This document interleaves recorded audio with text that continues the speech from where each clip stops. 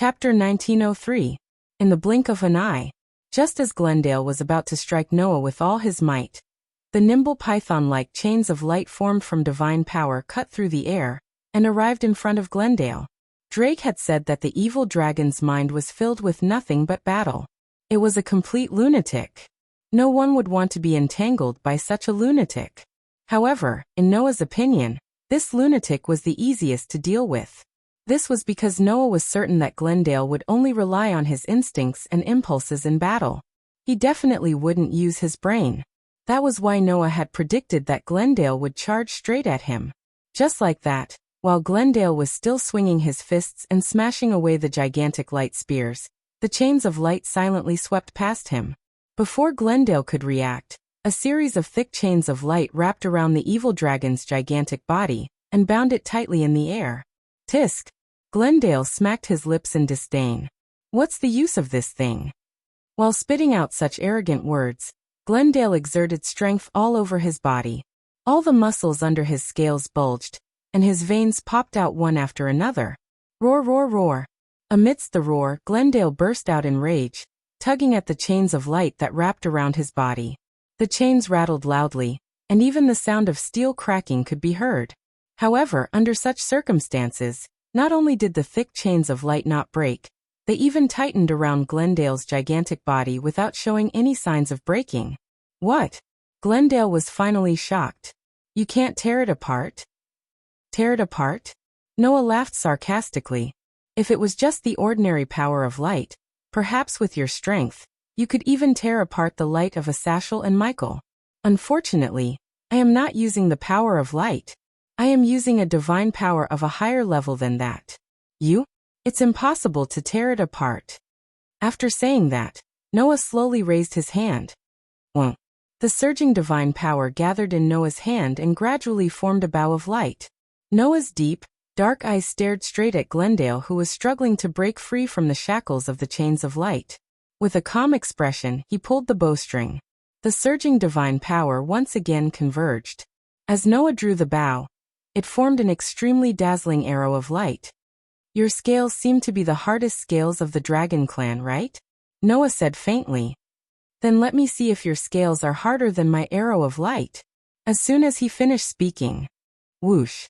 The dazzling arrow of light was like a resplendent meteor, streaking across the deep night sky, dragging a long tail of light behind it. Amidst the sharp sound of breaking through the air, it disappeared in a flash. Roar! Roar! Roar! Roar! Glendale roared angrily. Under Glendale's furious roar, the dazzling arrow of light swept over and landed heavily on the dragon's body. Dong! In that instant, in the pitch-black moonlit night, a burst of strong light suddenly appeared. It was as if a full moon had exploded in midair, triggering a loud sound and violent impact that swept through the clouds of Chariot King Town. The clouds were extremely fragile and scattered. The atmosphere was cleanly and neatly disrupted. Even the space was like the surface of a lake that had a huge rock thrown into it. Under the violent impact and intense sound waves, circles of ripples appeared, and there were slight distortions. That scene was like the explosion of a star. With such a huge commotion, even the residents of Chariot King Town were startled awake. They thought that a storm was coming and thunder was rumbling. Each of them had lingering fears. Only the demons, angels, and fallen angels who stayed behind to guard Chariot King Town noticed that something was wrong and began to stir.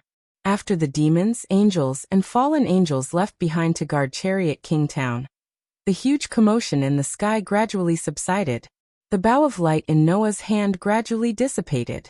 The sturdy chains of light also turned into halos and disappeared. Raising his eyes, Noah stared ahead and muttered to himself, "That's right. It's really quite tough." Taking a closer look, in front of Noah, at the location of the explosion, Glendale's figure reappeared in the air. However, the scales on the gigantic evil dragon's body were almost completely shattered. Large amounts of blood spurted out from the skin underneath and dripped down continuously. Under the direct attack of the arrow of light, Glendale was heavily injured. However, Noah had already used all the divine power he could control in that attack. Logically speaking, even the Demon King and Dragon King wouldn't be able to withstand such an attack. Yet Glendale did. However, that evil dragon was already fatally injured. It would be difficult for it to even stand, right? Just as Noah was thinking, the heavily injured Glendale slowly raised its drooping head. What? The scales on the evil dragon's face were all shattered and covered in green blood. However, it didn't seem to feel anything. The corner of its mouth twitched and revealed an extremely sinister and joyful smile. Aren't you quite capable, human brat? Glendale ignored the injuries all over its body and twisted its neck with a joyful expression. Noah couldn't help but be stunned when he saw that. Didn't I say so? Drake's voice became heavy. That guy is a lunatic. If we don't beat him to a pulp, no matter how serious his injuries are, he will stand up as if nothing happened. In his mind, pain is not a problem at all. It is like a stimulant, making his emotions more and more excited. That was why Glendale was an evil dragon. An evil dragon with an abnormal mind that only thought about fighting. No one would dare to let it cause trouble. That was why Glendale had long been dismembered and destroyed. However, Glendale didn't seem to care about Drake's words. I already said that it doesn't matter. What's important is to continue the fight. Beat him viciously. That's the most important thing. Are you trying to crush me to pieces? Glendale laughed. Then hurry up and do it. Noah finally understood why Drake hated Glendale so much. It wasn't just because Glendale was a lunatic. It was also because this guy was annoying and troublesome. Thus, Noah's eyes flashed with a sharp light. Do you really want to be smashed to pieces? Then I'll fulfill your wish. The divine power that was circulating in an orderly manner in Noah's body suddenly turned into magic power. Clang. A huge magic formation unfolded in front of Noah. An astonishing amount of magic power surged into the magic formation like a tidal wave, causing it to emit a blinding light. Bang! Like the sound of a cannon, a beam of magic power shot out from the magic formation like an arrow piercing through the night sky, heading straight for Glendale. You're playing this trick again? Bastard! Use your fists. What I want is to kill. Kill. Glendale roared with extreme dissatisfaction. He didn't even try to dodge. Instead, he raised his fist and punched out a punch that could shatter mountains and rivers towards the gigantic magic beam that was shooting towards him. In the next second, the huge beam of magic power and the huge fist collided. However, the collision didn't cause any strange sounds. The instant Glendale's fist came into contact with the magical beam, it was as though it was neatly sliced apart. Lines extended out from it. Wah! Glendale was shocked. Unfortunately, it was too late for him to be shocked. The beam of magic power landed on Glendale's body and turned into a brilliant white light, enveloping Glendale's entire body. Amidst the radiance, Glendale's gigantic body was sliced apart. Lines extended out and divided into neatly arranged cubes. Bang! A muffled explosion sounded. Just like the declaration just now, Glendale's body shattered into pieces, and his whole body exploded. Fresh blood splattered onto the ground. Chapter 1904. Thud. A huge head fell from the sky with a muffled thud, crashing heavily into an empty field in front of a factory in Chariot Town. Soon after, pieces of neatly arranged flesh fell from the sky along with a large amount of blood, stirring up a thick cloud of dust. Noah slowly descended from the sky and landed on the opposite side of the cloud of dust. He looked ahead, his body still rippling with powerful mana. Raising a hand, Noah slowly opened and closed his palm. As Noah moved, the mana in his hand turned into a dazzling white light, burning slowly like a flame. Noah smiled at the sight. Looks like the reappearance of Shatter has stabilized. There won't be any more problems. Shatter. It was a high-level destructive spell. It was also the mystery that Noah first obtained in his life. After becoming a godslayer, this spell was fused into Noah's authority, becoming one of the incarnations of Noah's authority. And now Noah had reappeared it. With mana. The source of a demon's mana was imagination. Only by infusing it with imagined mana would it become a physical power. If one imagined fire, mana would become fire. If one imagined water, mana would become water. If one imagined wind, mana would become wind. If one imagined lightning, mana would become lightning. Demons could only unleash their power through all kinds of imagination. allowing their mana to materialize what they imagined. But that did not mean that they could materialize their power through imagination alone. Otherwise, demons would have become synonymous with having their wishes come true. Putting aside the fact that the more powerful a spell was, the more mana it would need to consume. Just imagine whether one could smoothly inject mana, what aspect of mana one was good at, one's talent in mana, and so on. All of these factors would become the foundation of mana exerting its power. For example, Leah's bloodline had the trait of destruction, allowing her to infuse her imagination of destruction into her mana very smoothly, unleashing the power of destruction. Other demons did not have such a bloodline. Even if they could imagine destruction, they would not be able to infuse it into their mana and unleash its destructive power. Saratog did not awaken the power of destruction at all, nor did he have any talent in mana. The mana in his body was pitifully small, or even none at all, and could not use the power of destruction successfully. It was clear that in terms of destruction, it was not just bloodline, but talent was also a decisive factor. Which aspect of mana one was good at would determine the power of their mana. For example, Junai was most proficient in Thunder Attribute magic power. If he used Thunder Attribute magic power, his power would be extremely strong. Although he could also use other types of magic power, their power was relatively weak and could hardly be of help in battle. It was the same for Leibao. As the heir of the Phoenix bloodline, her fire mana was infinitely powerful, and she could not use other types of mana apart from fire mana. That was why even though demons' mana could be unleashed with their imagination alone, it did not mean that they could do anything. Some were good at controlling flames. Some were good at controlling lightning. Some were good at controlling water, some were good at controlling wind. In short, apart from factors such as bloodline and talent, if a demon wanted to unleash the power of their mana, whether they could successfully imagine and infuse it into their imagination would determine whether they could use that type of mana. When Noah used his demonic mana, he could successfully conjure wind, fire, thunder, water, and other attributes, but the power was barely satisfactory. As a result, in an experiment, Noah found that when he used his mana to recreate the crush he had used before, the power was incredibly great. In other words, Noah's talent in mana was just like Liatha's destruction, Junai's lightning, and Laibel's flames. It was all in the aspect of crush. That was to be expected. The source of mana was imagination. For the user, if something left an indelible impression in their mind, it would naturally be easier to imagine it. And for a person who pursued power, it was clear how deep of an impression the first use of power could leave.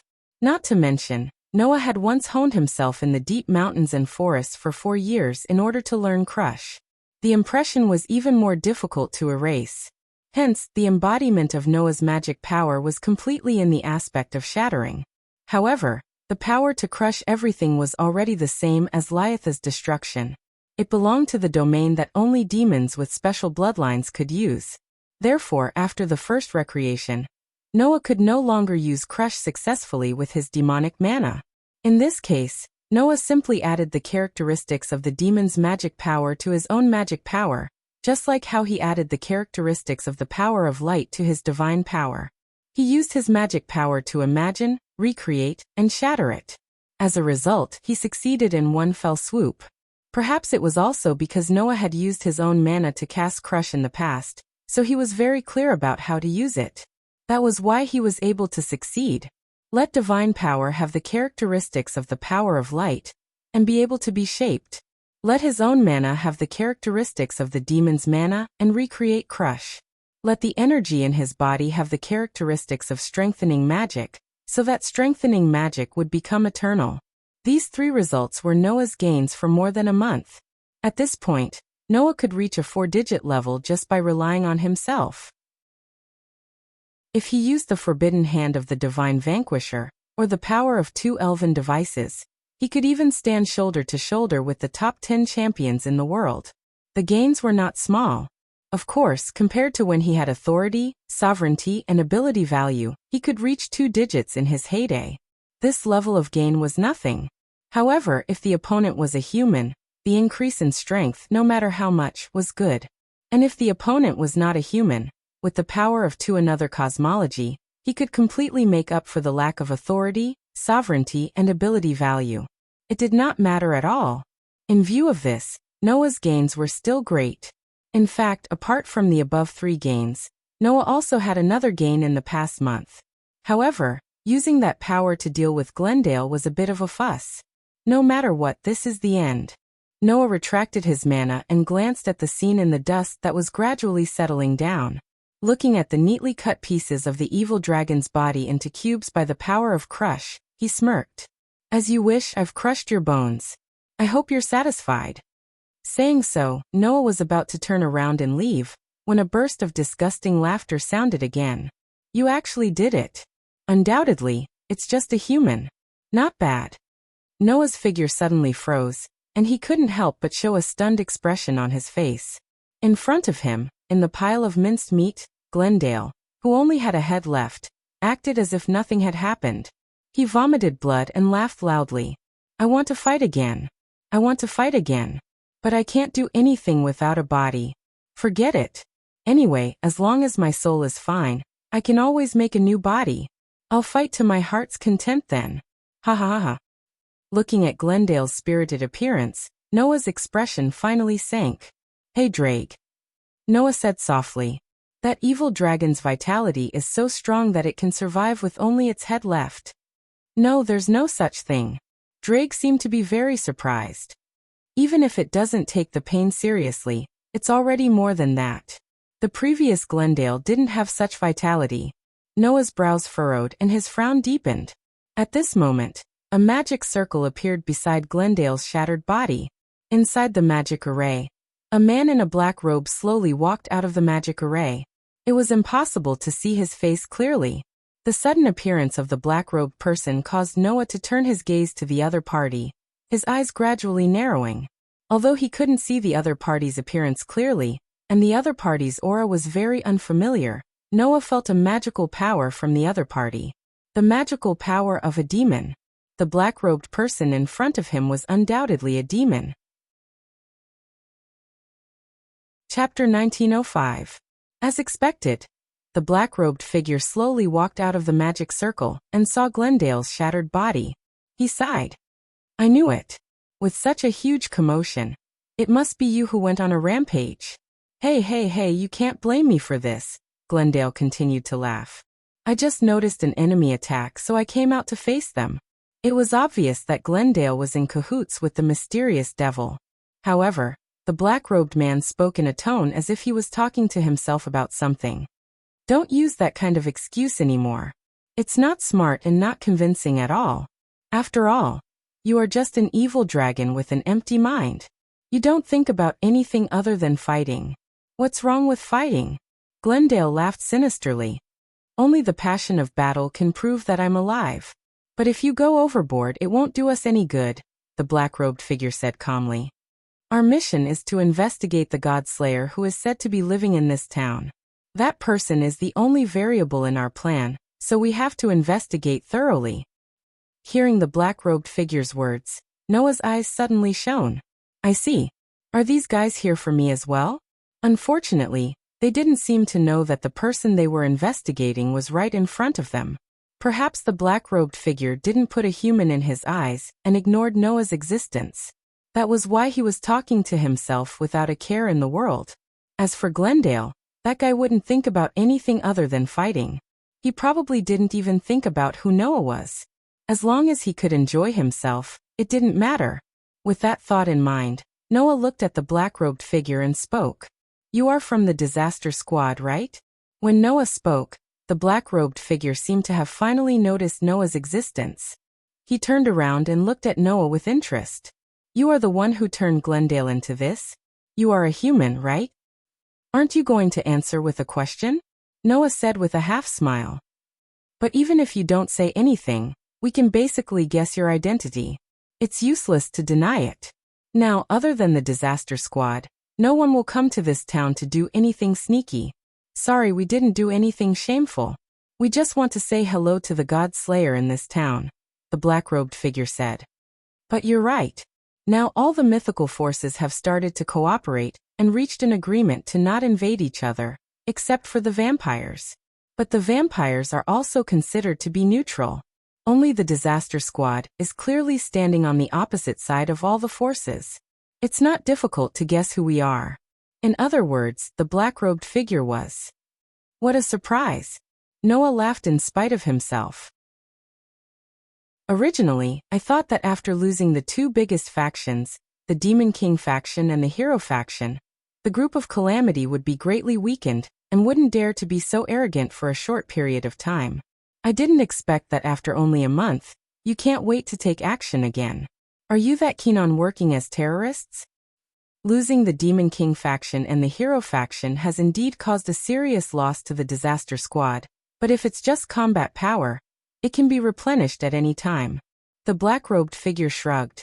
Just like the evil dragon you see now, we have successfully resurrected him. Next, we only need to resurrect the evil dragons that have been destroyed in the past one by one. The vacancy of the Demon King faction and the Hero faction can be completely filled. There is no impact at all. How did you do it? Noah stared at the black-robed figure closely. The Disaster Squad already has the technology to resurrect the dead? As long as the soul is still there, it's not difficult to do things like resurrection. Basically, every mythical power has more or less mastered some resurrection techniques. After all, they all have gods. The black-robed man spoke with assurance. However, no matter which faction it is, they can't completely resurrect the dead. For example, the God of the Bible and the 4 old demon kings are examples that can't be resurrected. But we did it, although we are still adjusting it. Hearing that, before Noah could speak, Glendale grumbled in a disgruntled manner. I told you. Don't worry about that kind of thing. Hurry up and make me another body. I want to beat that human up. The evil dragon's body can't be made just because you say so, especially when that is not in my hands. The black-robed figure didn't even look at Glendale and said so. If you want to recover your body, then go back first. I can't wait until then. Glendale shouted. Then his eyes that were filled with hostility turned to Noah. If that's the case, even if only my head is left, I want to fight to my heart's content. Let me see if I can crush your throat in this state. Only his head is left, and he still wants to fight? Just like what Drake said, this guy is a complete lunatic. Being entangled by this kind of guy is really disgusting. Give up. The black-robed figure said the same thing. Even when you have a complete body, you can't beat an opponent. With your current state, even if you beat him to death, you can't win. Then let's beat him to death, Glendale said as if it was a matter of fact. That's more satisfying, isn't it? If that's what you want to do, then I won't stop you. The black-robed figure glanced at Glendale, and his tone became cold. But I hope you don't forget that you are still in the adjustment stage. If you continue to mess around, I don't know if you can be resurrected next time. How boring. Glendale was silent for a moment, and then smacked his lips in dissatisfaction. I know. I admit defeat, all right? Then hurry back and change your body, the black-robed figure said decisively. The next battle will be the highlight. With that said, the black-robed man snapped his fingers and a teleportation circle flickered beneath Glendale's head. Hey, that human over there. Glendale glared at Noah fiercely. Don't think that you've won. Even if I'm smashed to pieces, as long as I can still fight, I'll beat you to a pulp sooner or later. Don't die too quickly. The one who can kill you should be me. After saying that, Glendale's body was shrouded by the light from the teleportation circle. Noah quietly watched as Glendale disappeared into the teleportation circle. He didn't make a move, nor did he stop him, which surprised the black-robed figure. I thought you would stop him. If I can make that disgusting bastard disappear, I don't mind doing so. Noah said indifferently. But since you have mastered the technique to resurrect life, even if I stop and kill him, he will be resurrected sooner or later. If that's the case, it doesn't matter if I stop him or not, right? A very clear judgment. The black-robed figure clapped his hands in praise. As expected of the Godslayer that all mythical factions fear, Noah raised an eyebrow. It seemed that the black-robed figure had finally noticed his true identity. However, it wasn't hard to guess. To be able to crush a Dragon King-class evil dragon with a wave of his hand, and to be a human, In this town, only the Godslayer could fulfill these conditions. At this moment, the black-robed figure slowly took off his hood. A young man appeared under the hood. A young man with silver hair as pure as moonlight. The young man introduced himself. I am Euclid Lucifer Gus. Lucifer Gus. Noah was stunned. He seemed to have heard this name somewhere before.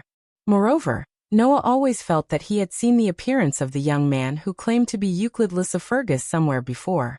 While Noah was still in a daze, the young man Euclid said, "The purpose of coming to this town was to see how powerful you are. But now it seems that Glendale alone is not enough to test your true strength. However, we will prepare a stage for another battle with you. Let's meet again in the territory of the vampires."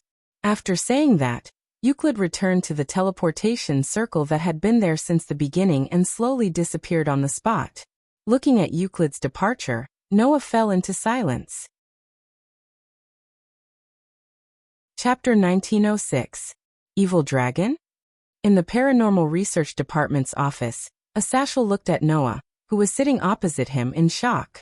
The massive calamity actually revived that thing?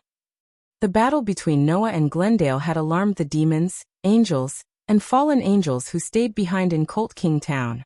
It was only after Euclid and Glendale had left that the Jumanli's kin rushed over.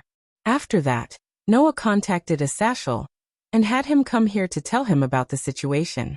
Therefore, apart from Asashel, the Jumanli's kin were also present. Evil Dragon. Lyeth said as if she had a headache. I didn't expect that a legendary dragon would appear in my territory. This is really unsettling. Glendale, the evil dragon that was destroyed by the famous Norse hero Beowulf. Junai's expression became troubled. If we were to face an enemy of that level, I'm afraid we'd be in trouble. In the past, when Glendale was still alive, many heroes were killed by that evil dragon. It was only when Lord Beowulf intervened that the dragon was annihilated. Los Vias said.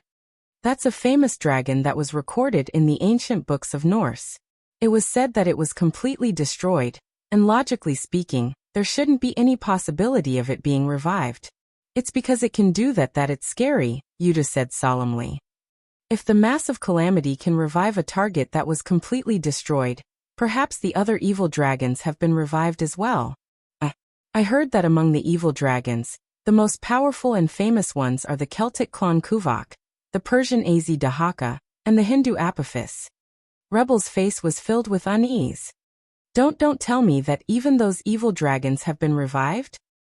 I can't refute that. Kitten lowered her head with a rare solemn expression. But I didn't sense the presence of any other evil dragon other than Glendale. The Jumanli's kin were able to find Noah immediately because Kitten had sensed the evil dragon's presence. However, Euclid seemed to have made preparations beforehand and set up a barrier around Glendale to prevent the transfer spell from being activated. That was why Kitten could not immediately summon the Jumanli's kin to the scene, even though she had sensed the evil dragon's presence in advance. She only arrived after Euclid and Glendale had left. Are there still that many dangerous dragons? They're all dragons that even those who haven't read the Bible are familiar with. Although there are no other mythical dragons in the Bible, Isha, Genova, and Irina hid in a corner and whispered to each other. Their expressions were not as solemn as the others. Only Gasper, who had always been timid, had a look of fear on his face. He was just short of running away. All right, you don't have to worry so much, Noah said comfortingly. The resurrection of the evil dragon is no doubt bad news. But even if the sky falls, we'll be here to hold it up. You guys are still young, and it's too early to think about fighting against a Dragon King level evil dragon and a legendary level demonic dragon. What? Riaz said rather awkwardly. Undoubtedly, Master is only a few years older than us. You guys are just looking for trouble if you compare yourself to him. Athasher smiled bitterly. Among all the mythical influences in the world, those with high authority have lived for at least tens of thousands of years. Even your elder brother, who is a demon lord, is merely a kid who has lived for several thousand years in their eyes. In the end, even those Azura gods and Buddhas are extremely fearful of your teacher. Compared to him, you're just asking for trouble. He is the only exception in the world. However, Noah is right. You guys are just young people who haven't even graduated from high school. You guys belong to the new generation in the demon realm. Although each of you is very outstanding, it's still too early to think about fighting against a Dragon King level existence. Athasher waved his hand. Every Dragon King level existence is at least comparable to a Demon King. Even I don't have the confidence to win against them. You guys who have participated in the battle against the evil god Loki should know how dangerous it is. If you meet them, you must not fight them. Do you understand? The Jemenglis subordinates looked at each other in dismay before nodding helplessly. Noah and Athasher's expressions relaxed a little. Compared to the evil dragon, I'm actually more concerned about something else. Athasher stroked his chin. That Euclid guy told you to see you in the territory of the vampires, right? What does that mean? I'm not sure. Noah knocked on the table and narrowed his eyes. However, it has to be the vampires. I have a bad feeling about this. The vampires were a very ancient race and had a class system very similar to that of the demons. They were existences that could only live in the darkness, and they valued bloodline and status very much. Just like how there were pure-blooded demon families among the demons, the vampires were also led by nobles. Although the vampires' territory also had a modern lifestyle because they had absorbed many new vampires from the modern era, the nobles with noble bloodlines seem to have maintained a medieval lifestyle. This was very similar to the demons. The demons had also absorbed many reincarnated demons, and their lifestyle had greatly improved. They had modern high-rise buildings and medieval castles. It was very incredible. The difference was that the demons lived in the underworld, while the vampires lived in a corner of the human world. However, this race had always maintained a certain distance from the other forces. The vampires valued bloodline more than any other race. This race that lived by blood was also more xenophobic than any other force. They were extremely repulsed to come into contact with other non-human beings, and lived according to their own values. They had no intention of coming into contact with other forces at all. To put it nicely, they were conservative. To put it bluntly, they were too arrogant and did not care about the existence of other races. Therefore, even if all the mythical forces in the world had reached an agreement and cooperated with each other, the vampires were still stubbornly sticking to their views, and had no intention of coming into contact with other forces. Perhaps the vampires have their own reasons for this? Athaziel sighed. After all, the vampires have always been in internal strife since hundreds of years ago. It was said that hundreds of years ago, the vampires had a huge rupture. From then on, the vampires were divided into two factions. One was the male Tsepeshi faction. The other was the female Camilla faction. These two factions had always been in conflict since hundreds of years ago, and until now, there had been no conclusion. Could it be that the vampires are already in cahoots with the disaster squad? Laibel raised her hand. The vampires have always been stubbornly sticking to their own views and not coming into contact with us. Is it possible that they have already joined forces with the disaster squad? The one who answered this question was none other than Gasper. I don't think that's possible. Gasper mustered up his courage and said, the vampires value bloodline very much, and even mixed bloods will be looked down upon by them. The disaster squad has humans, demons, fallen angels, and all kinds of other races. With the vampires' values, it's impossible to come into contact with them. These words, coming from Gasper, who was both a vampire and a mixed blood, was undoubtedly very convincing. I don't think the vampires have joined forces with the disaster squad either, Leah said. If that's the case, the vampires will try to come into contact with us. If they can get on this side, it will undoubtedly be more beneficial for the disaster squad, right? That would be the so-called traitor. Noah had also considered these questions. It's just that I have a feeling that things are not as simple as we think. Noah shook his head. No matter what, Athaziel, I think we need to go to the vampire's territory in advance. Asashel nodded his head heavily. At this time, a communication magic circle opened up beside Athaziel's ear. After a while, Athaziel stood up in surprise. The vampires plan to talk to us? Athaziel's words stunned everyone, including Noah. Chapter 1907. The next day, as usual, Noah lived his life as a teacher in the Colt King Academy. After school, he brought the Jimmins into the training space for special training as usual. He only brought Orpheus back to the apartment after dark. When it was late at night, Noah asked Aster and Athena to accompany Orpheus while he went out and returned to the school. He went to the Supernatural Research Department's office. Every member of the Jumanli family was present. Asashel was also present. Except for Laius and Asashel, who were sitting on the sofa in the office, everyone else stood behind the sofa. The atmosphere in the air was somewhat heavy. The people present did not talk as unbridled as before. Instead, it was as if they deliberately lowered their voices and whispered to each other. Even Laius and Asashel were affected by the atmosphere and did not speak. They just sat there with their eyes closed, as if waiting for something. In such an atmosphere, Noah's arrival seemed to have broken the silence and attracted everyone's attention. No one spoke. However, Noah's arrival clearly eased everyone's expression a little. Okay. Asashel finally spoke. Since even the Godslayer is here, no matter what the vampire's purpose is, they won't be able to cause any trouble in front of this guy, right? Yesterday the vampires, who had been showing a clear refusal to the other forces, suddenly contacted the demons, angels and fallen angels, indicating that they wanted to have a meeting. Moreover, the target was not any of the leaders of the demons, angels and fallen angels, but Laius. This matter caused great confusion and doubt to the demons, angels and fallen angels, and it also shocked the Jimmins. Although Laius was the next leader of the Jimmins were at best just one of the pure-blooded demon families in the demon realm. Their status was not high enough to represent the demon realm to talk to the other forces. Under such circumstances, it was really inconceivable that the vampires, who had been refusing contact before, suddenly wanted to have a meeting with Laius. Moreover, the vampires did not seem to be targeting the Jimmins, but Laius herself. Therefore, there was no doubt that this meeting definitely contained information that others were unaware of.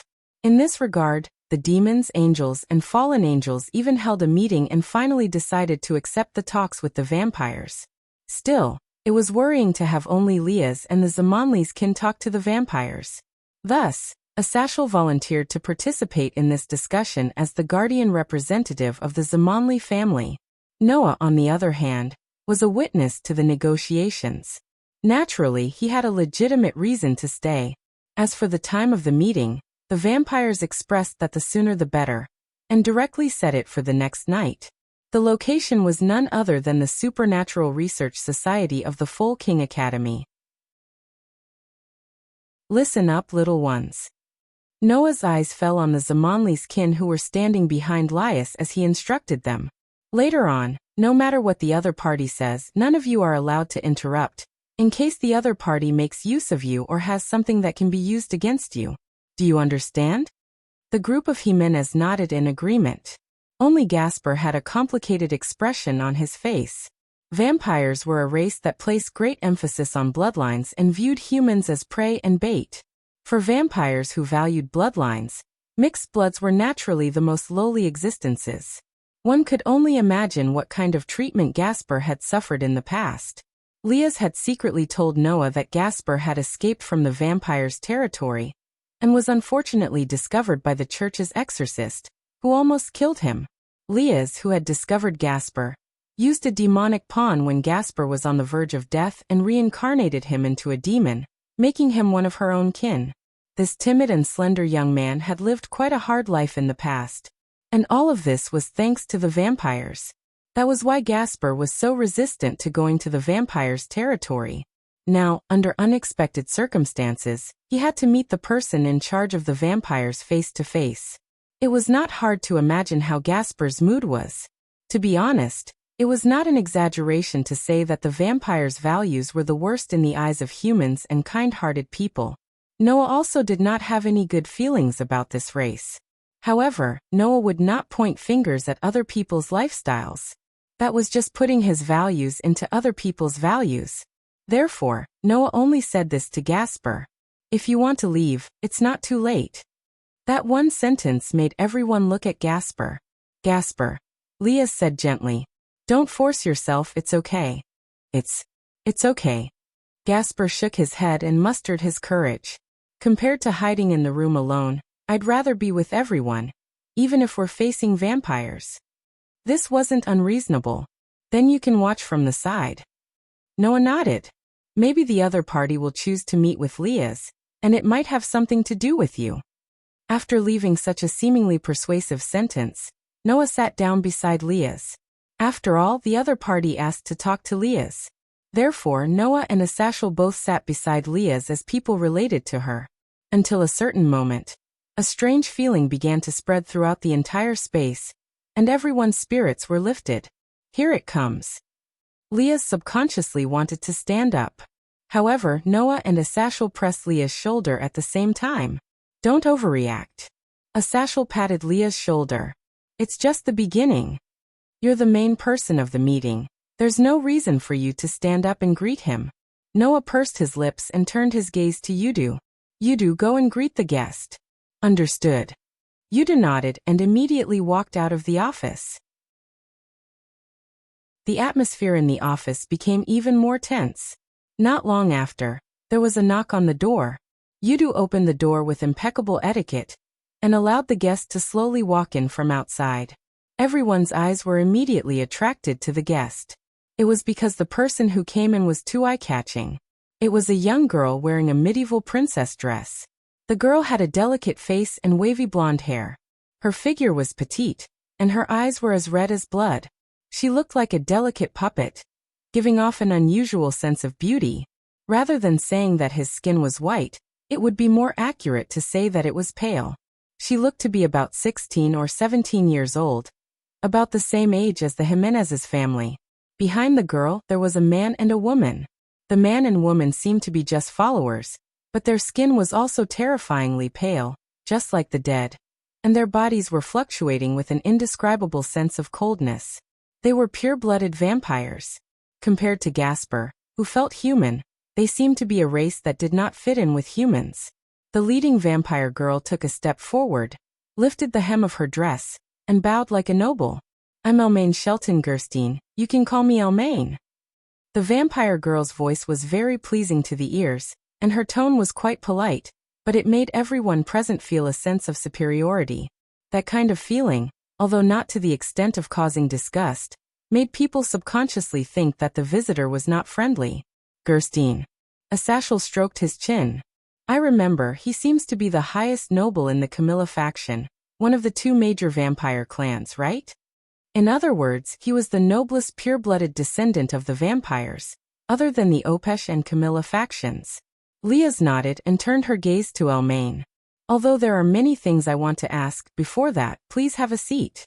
Elmaine nodded and sat down opposite Leah's. Chapter 1908. Before we start the meeting, there is one thing I want to ask first. It's related to whether the next topic can be carried out smoothly. As soon as he sat down, Elmaine Scherzding immediately spoke. Moreover, as soon as he opened his mouth, everyone was taken aback. Someone among us vampires has become the host of the Divine Annihilation tool. Do you already know this news? What? Asashers was the first to react and almost stood up in surprise. A vampire has become the host of the Divine Annihilation tool? It seems that you haven't received the news yet. Elmaine Scherzding seemed to have confirmed this matter, and said to himself. However, that's not surprising. Recently, you have been focusing on the peace talks between the major forces, and haven't received any information from us. Hearing that, Asashers put away his shocked expression and faintly showed some regret. Indeed, recently, Asashers has been busy with the peace talks between the major forces, and relaxed a lot about the vampires. Asashers was prepared to go to the vampires' territory again after the event. He didn't expect that with this relaxation, he didn't even get such important information. If it was Noah, he would also feel very annoyed, right? However, after a while, Asashers took a deep breath and calmly spoke. Did the vampire get the Sephwortha's cup, or the Telos Karma? There were a total of 13 types of Divine Annihilation tools. According to the ranking, the 13 types of Divine Annihilation tools, from high to low, were true Longinus. Brilliant Thunder Prison Zenith Tempest. Annihilation Maker.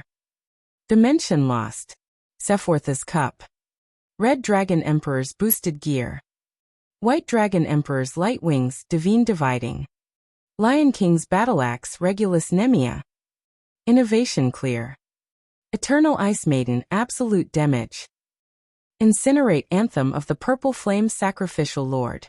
Blackblade's Dog God Canis Lycaon. Telos Karma. At this time, when all the major powers had reached an agreement, the whereabouts of 10 types of god extermination tools had been confirmed. The demons had the Lion King's axe, Regulus Nemia. The angels had the Brilliant Thunder Prison Zenith Tempest. The fallen angels had the Black Blade Canis Lycaon. On the human side, there was a magic association that had the absolute damage. The captured heroes had True Longinus, Annihilation Maker, and Dimension Lost. In a group of magicians that kept a distance from the 3 major forces of demons, angels, and fallen angels, and was regarded as dangerous and lawless by many magicians, there was the Incinerate Anthem of the Purple Flame Ritual Master. As for the Red Dragon Emperor's Boosted Gear and White Dragon Emperor's Light Wings, Divine Dividing, these 2 god extermination tools were in the hands of Noah and Wally, respectively. As for the remaining Sephiroth's Cup, Innovate Clear, and Telos Karma, their whereabouts were still unknown. Their whereabouts had yet to be confirmed. It was said that the current demon king Beelzebub, Achuka, who was also a surpasser like Syzax, seemed to have obtained the innovation clear, and was researching it. However, whether this news was true or false had not been confirmed. As for the Sephiroth's Cup and the Telos Karma, there wasn't even the slightest bit of information about them. If the vampires had a God's End relic, then it could only be one of the Sephiroth's Cup and the Telos Karma. Thus Elmine Shelton also answered. The god extermination tool in the possession of the vampires is Sephiroth's Cup. Sephiroth's Cup. Just as the True Longinus referred to the famous Lance of Longinus, the Sephiroth's Cup referred to the famous Holy Grail. Really? Asashel couldn't help but mutter. The legendary Holy Relic actually fell into the hands of the vampires? We also think that this is a joke. After all, we have always been enemies with the Church, Elmine Shelton said self-deprecatingly. As vampires, they actually went after the Church's holy relic. This is the biggest joke. It wasn't just Elmine Shelton. Even Aisha, Genova, and Irina, the 3 former members of the Church, had a complicated expression. In response, Asashel only said this. Since the vampires didn't give up on this holy relic and still keep it, then it proves that you want to use its power, right? Please don't joke around, okay? Elmine Shelton said with some disgust as if he was insulted. The Camilla faction is a noble clan of vampires. They would never pursue that kind of holy relic. It's not the Camilla faction that keeps the Sephiroth's Cup, but the Zepesh faction. The Zepesh faction. Everyone looked at each other. Lyeth couldn't help but speak up. Since it's the Zepesh faction that owns the Sephiroth's Cup, as members of the Camilla faction, why are you here? Our purpose is simple. Elmine Shelton looked up and turned to Gasper, who was behind Lyeth. In order to resist the power of the Zepesh faction that has obtained the divine relic, we, the Camilla faction, need a countermeasure, and that is Gasper Verratti. Gasper was stunned on the spot. The Jamonli's kin were also shocked. In other words, Asashel asked with an uncertain tone, you want to use Gasper's power to deal with the Zepesh faction? That's right. Elmine Shelton nodded. That's the purpose of our trip. No way. Lyeth rejected without even thinking about it. Gasper's divine relic is powerful, but it can't compare to the divine relic.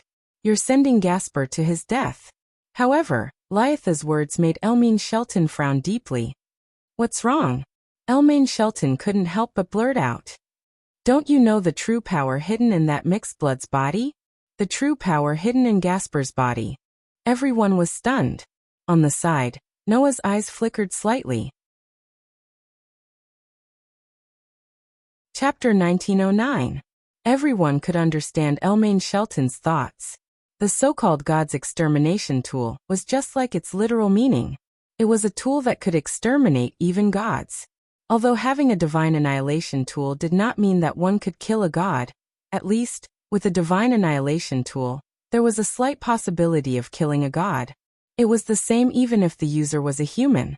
Cao Cao was the best example. The hero's descendant was very capable, and his comprehensive strength had even reached a 4-digit level. Even Noah had to use the divine annihilation tool before he gained a few gains over the past month, and improved his strength greatly. Wally even forced Tyrannosaurus out. However, without the Holy Spear, no matter how capable Cao Cao was, he would be at the bottom of the 5-digit level at best, or even less than that. It was because of the Holy Spear that Cao Cao became the strongest human in this world, leading all the hero's descendants and heroes' descendants. His strength and means were not weak. Of course, to be able to fully unleash the power of the Holy Spear, and even develop 7 different subtypes of Divine Annihilation tool, it was clear that Cao Cao himself also had extraordinary abilities. However, it was because of this that the power of the strongest Divine Annihilation tool was fully revealed, making people more aware of how unfair the Divine Annihilation tool was.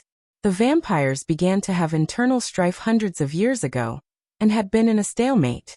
The two factions, Capesh and Camilla, had never been able to determine a winner.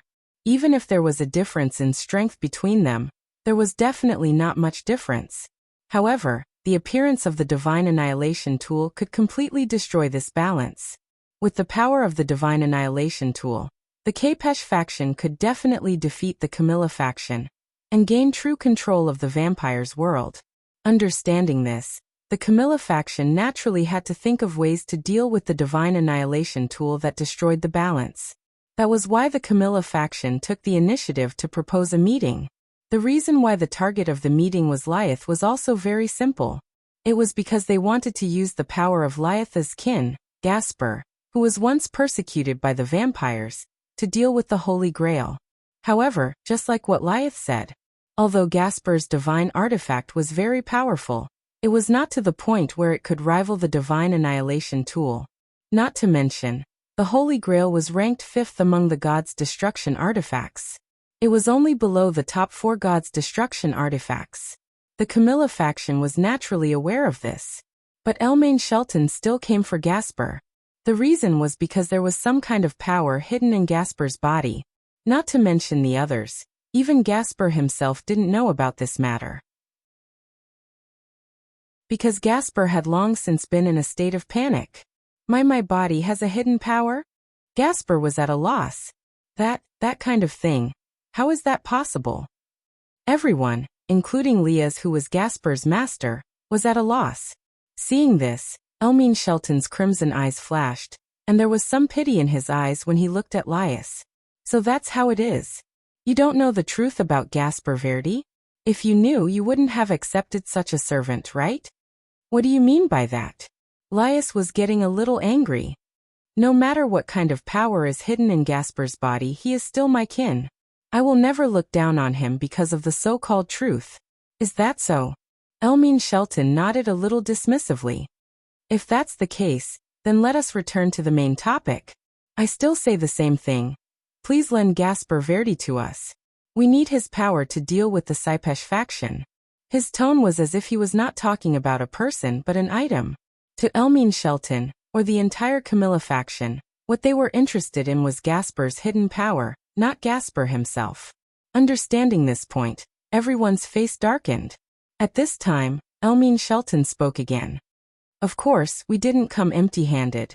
Elmaine Shelton took a document from the vampire guard beside him, put it on the table, and pushed it in front of a satchel. Governor of the Fallen Angels, please take a look.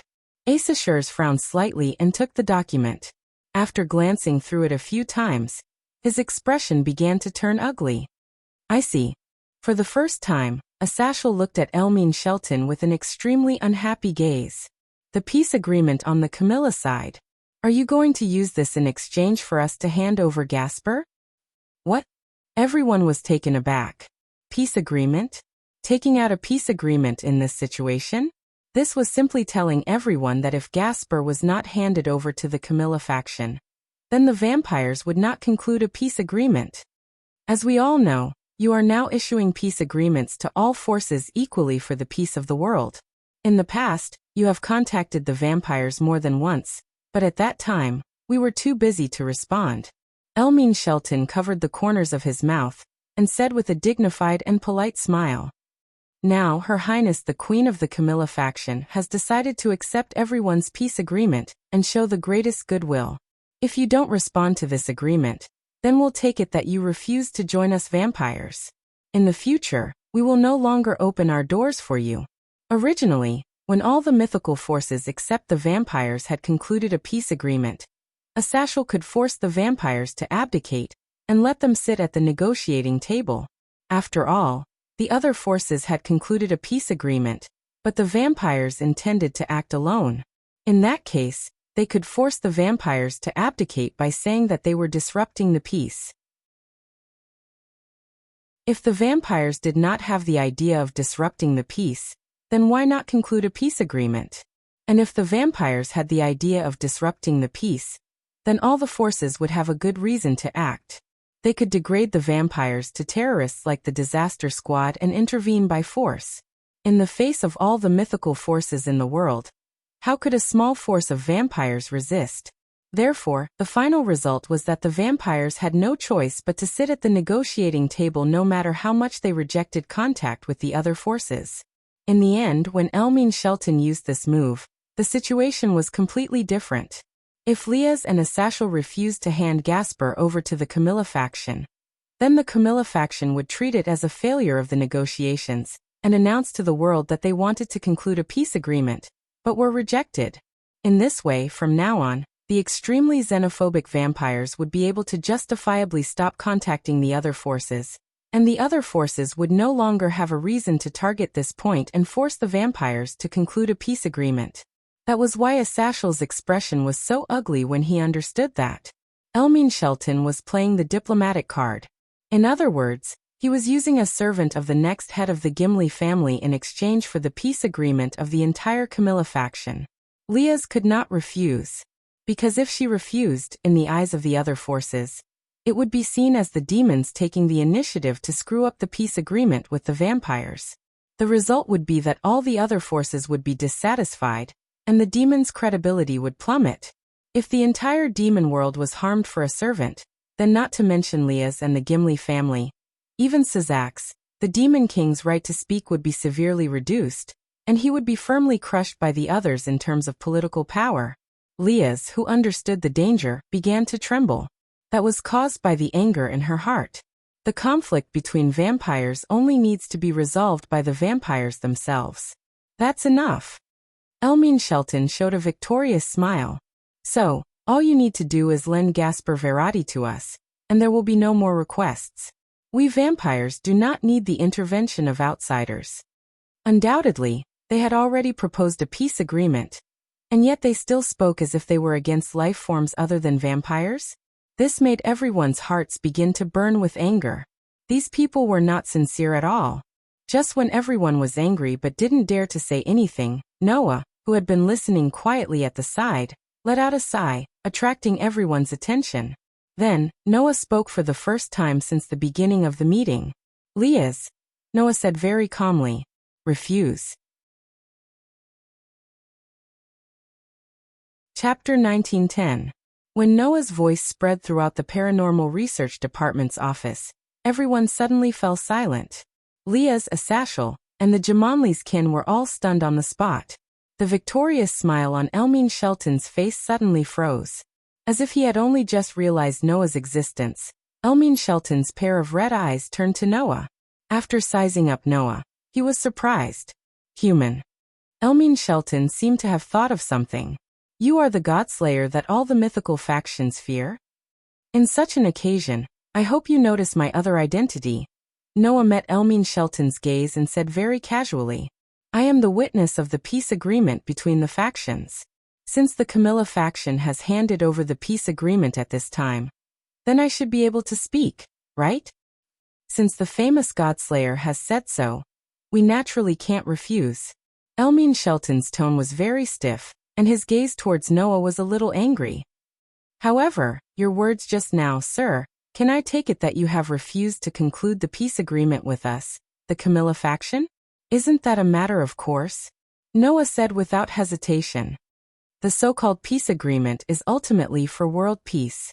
Who needs to be sacrificed to get peace? That kind of peace, it's better not to have. With one sentence, the haze and hesitation in the hearts of Leah's, Asashel, and the Jamonli's kin were completely blown away. Well said, teacher. Leah's could not help but say. Who needs to be sacrificed to get peace? That kind of peace is definitely not what everyone wants to see. I have to say, I am also old and muddle-headed. Asashel laughed self-deprecatingly, and threw the document in his hand directly on the table. You don't even understand such a simple principle, and even have hesitation. You have lived for so many years in vain. You. Elmaine Shelton was startled and couldn't believe what he was seeing. Are you really going to refuse the peace agreement of the vampires for a mere servant? Are you crazy? You're the one who's crazy, not us. Noah looked at Elmaine Shelton and said without a hint of confusion. Life is a priceless treasure. There is no difference between high and low, and there is no possibility of its value being reduced because of the quantity. Using a life to weigh the weight of an agreement is wrong in itself. Since I am the witness of the negotiation, I will not allow it to go on. The way Elmaine Shelton looked at Noah had completely changed. It became extremely inconceivable. It wasn't because Elmaine Shelton had been convinced by Noah's theory. On the contrary, Elmaine Shelton only felt that Noah's brain was broken. On the other side was a demon servant. On the other hand, the Camilla faction had joined. Everyone knew which side was more important, right? How dare he use the saying that life is a priceless treasure to make up the numbers? That kind of guy whose bloodline wasn't even pure. What kind of value would he have? Noah's voice was extremely abrupt, and it entered Elmaine Shelton's ears and pierced her heart. You must think so, right? Elmaine Shelton, whose thoughts were directly guessed, widened her eyes. Seeing this, Noah sneered. I say, Miss Vampire, personally, I really hate you vampires who treat bloodline as everything and take pride in your values. But I'm a human, and I don't have the right to use my values to criticize other people's values. But because of this, I need to remind you that since I didn't use my values to criticize you, then please don't use your self-righteous values to measure how much we value something. Noah glanced at Elmaine Shelton, whose expression changed slightly. In your eyes, it's just a mixed-blood bastard, but in our eyes, it's an irreplaceable companion. Do you think you can win by playing the diplomatic card? If that's the case, as a witness to the negotiation, I'll tell you my thoughts. Noah glanced around at everyone present and said in an unquestionable tone, I don't agree with this negotiation, and I suggest rejecting the negotiation with the Camilla faction. You? Elmaine Shelton's delicate face was replaced by anger. The situation that originally leaned towards the Camilla faction was directly declared to have collapsed because of Noah's words. This is your decision? Elmaine Shelton took a deep breath, suppressed the anger in her heart, and looked at Lise and Asashel. If you reject our negotiation, you won't get the vampires to join us in the future? Elmaine Shelton's words made both Leah's and Asashel hesitate. There was no way not to hesitate. Although Noah's words were very much in line with Lise and Asashel's thoughts, the agreement with the vampires was also extremely important. If the negotiation here broke down, there would be no chance to conclude a peace negotiation with the vampires in the future. In this way, as mentioned before, Lise and Asashel, who caused the negotiation to break down, would have to bear the responsibility, causing the demons and fallen angels to be condemned by all the other forces, resulting in a series of consequences. Therefore, Lise and Asashel still had to hesitate. However, at this time, Noah curled his lips and smiled. Who said we can't get the vampires to join us? Isn't there still the Sypesh faction? Well, what? Elmaine Shelton was stunned at first, but then she immediately understood, and her expression finally changed drastically. Are you going to conclude a peace negotiation with the Sypesh faction? Since the Camilla faction is using such an attitude to negotiate with us, haven't you considered that this will push us to another faction in the vampire world? Noah looked at Elmaine Shelton and said with a faint smile. Since the Sypesh faction has caused you to be in danger with a divine destroyer relic, then with our help, the Camilla faction will probably be finished. When the time comes, we will conclude a peace negotiation with the Saipesh faction, and also obtain the Vampires' alliance. There won't be any problems, right? You. Elmaine Shelton lost her elegance for the first time. Her hand was trembling as she pointed at Noah, and her frighteningly white face was full of anger. You actually want to reconcile with a faction that has abandoned the dignity of the vampires to pursue the holy relic. Looking at you, you really didn't think of this. Noah sneered. That's true. In your opinion, no one would choose to be with a person who is willing to degenerate. But as I said just now, that's your value. To you, the Saipesh faction who is actually pursuing the holy relic is a group of lowly and degenerate people as residents of the dark side. But in our opinion, it's inconceivable that the dignity of the vampires is restricted to this aspect. Noah was extremely sarcastic. Of course, whether or not to conclude a peace negotiation with the Saipesh faction will have to wait until we sit down and have a good talk with them. As for you, go back and change your attitude, think about how to show your sincerity, and then come to us in the future. With that, Noah stood up directly, as if he had lost interest in Elmaine Shelton, and spoke to Yudu on the side. Yudu, send the insincere guest away. Elmaine Shelton stood up as if she couldn't bear it anymore, and a strong aura fluctuated all over her body. The two followers behind Elmaine Shelton also took a step forward with a furious expression, and their bodies trembled with visible coldness. However, that intimidating aura and coldness all collapsed and disappeared completely under Noah's casual gaze. With Elmaine Shelton taking the lead, the three vampires all took a step back. Tomorrow, we will go to the vampires' territory and make a trip to the Saipesh faction, Noah said calmly. You just have to pray that the Saipesh faction is the same as you and not to our liking. Otherwise, the Camilla faction won't exist in the vampire world for too long. The meeting thus ended with Noah's strong performance. Chapter 1911. Elmaine Shelton left with his two guards in a dejected manner. It was not until Elmaine Scherzinger left that the tense atmosphere in the Supernatural Research Department's office relaxed. Then the group of Jamonli's followers cast admiring gazes at Noah. Teacher is amazing. Irina's eyes sparkled as she exclaimed excitedly.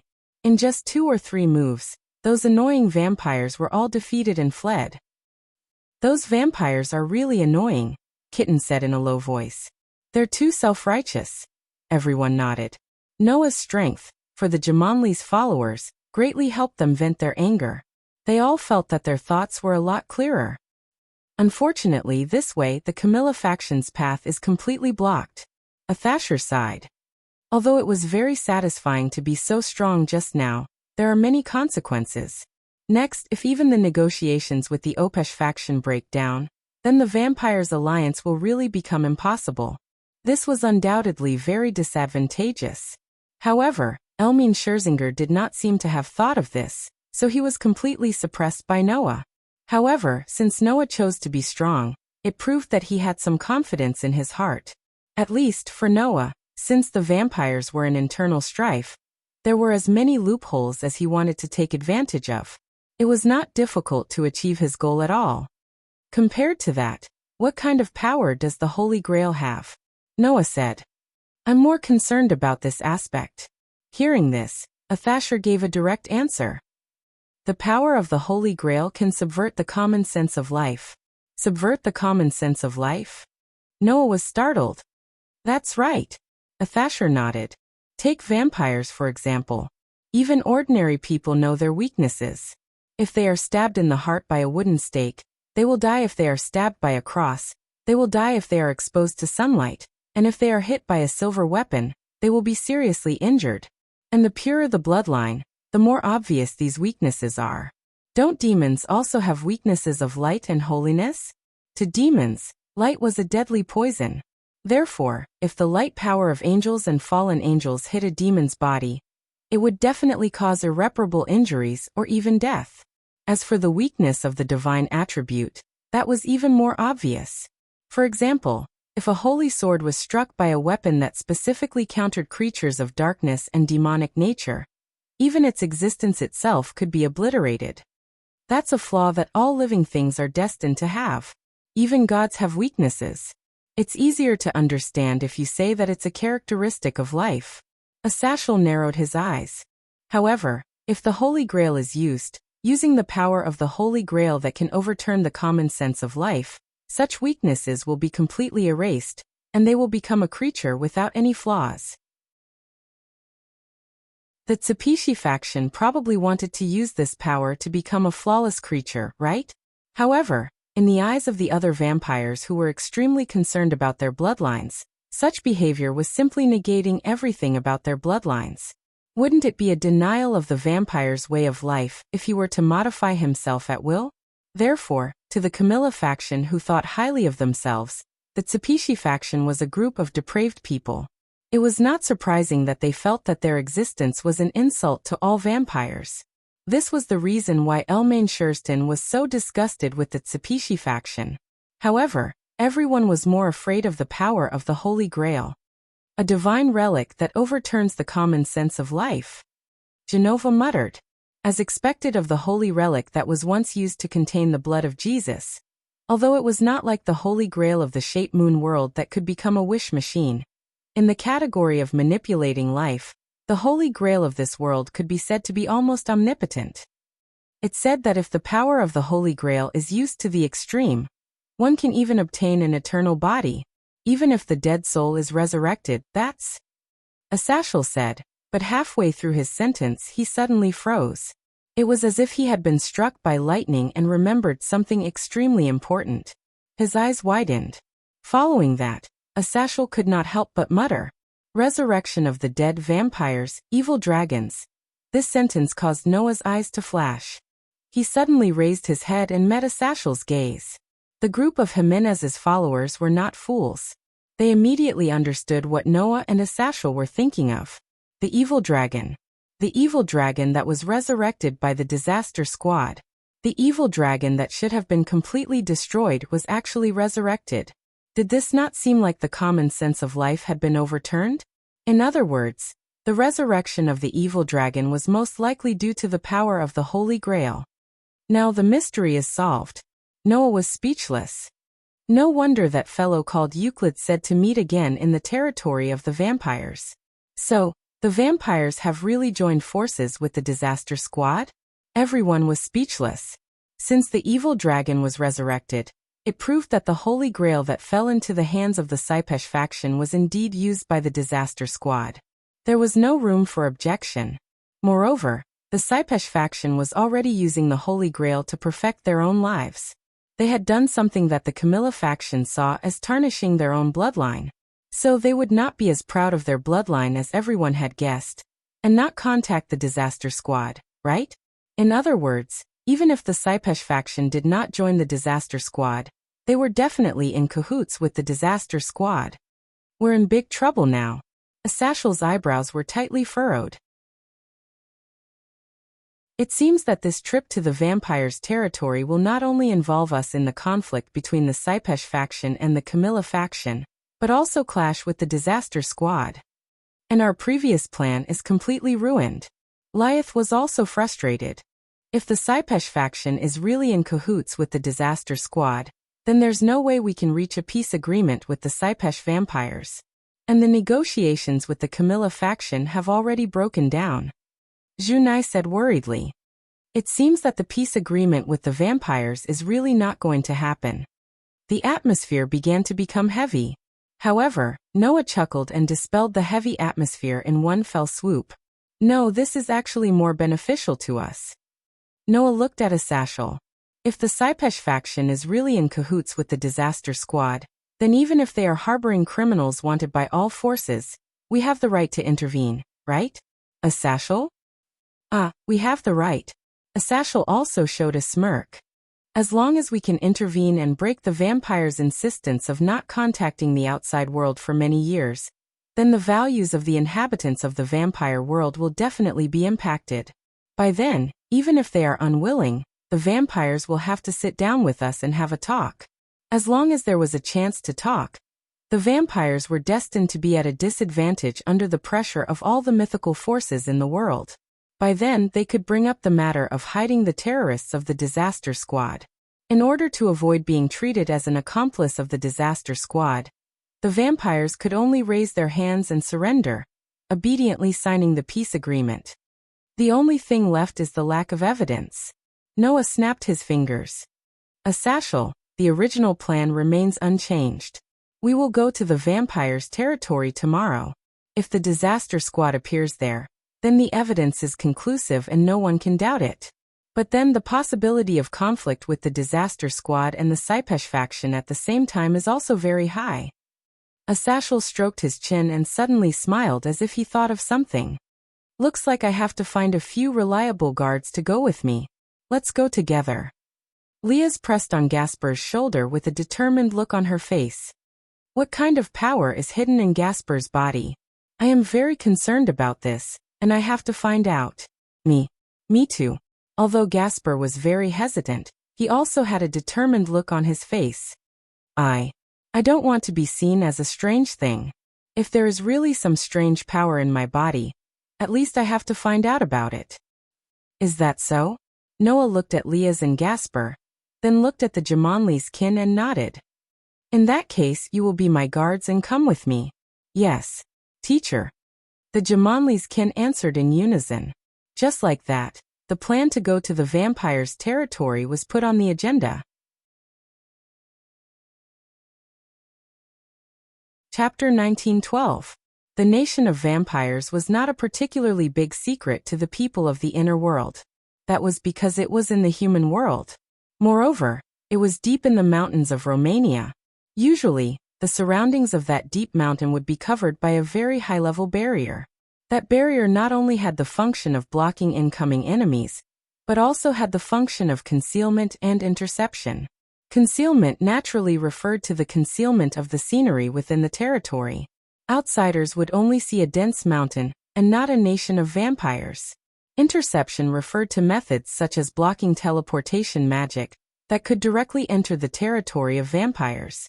Therefore, if one wanted to enter the nation of vampires, they would either have to register in the nation of vampires, so that they could directly use teleportation magic to enter in the future, or they could only go on foot. In view of this, everyone needed to first fly to Europe through multiple teleportation magic, before heading to the vampire territory in Romania. Of course, that did not mean that everyone would really have to walk over. It was just that they could not perform instant teleportation. Therefore, Asashel had already prepared a variety of means of transportation over there. There were not only vehicles but also planes. They were quite well prepared. As for the travel expenses, there was no need to worry at all. Not to mention that Asashel was the governor of the fallen angels, and had the support of an entire force behind him. Even Liaz was the next master of the Gimli family, and was extremely wealthy.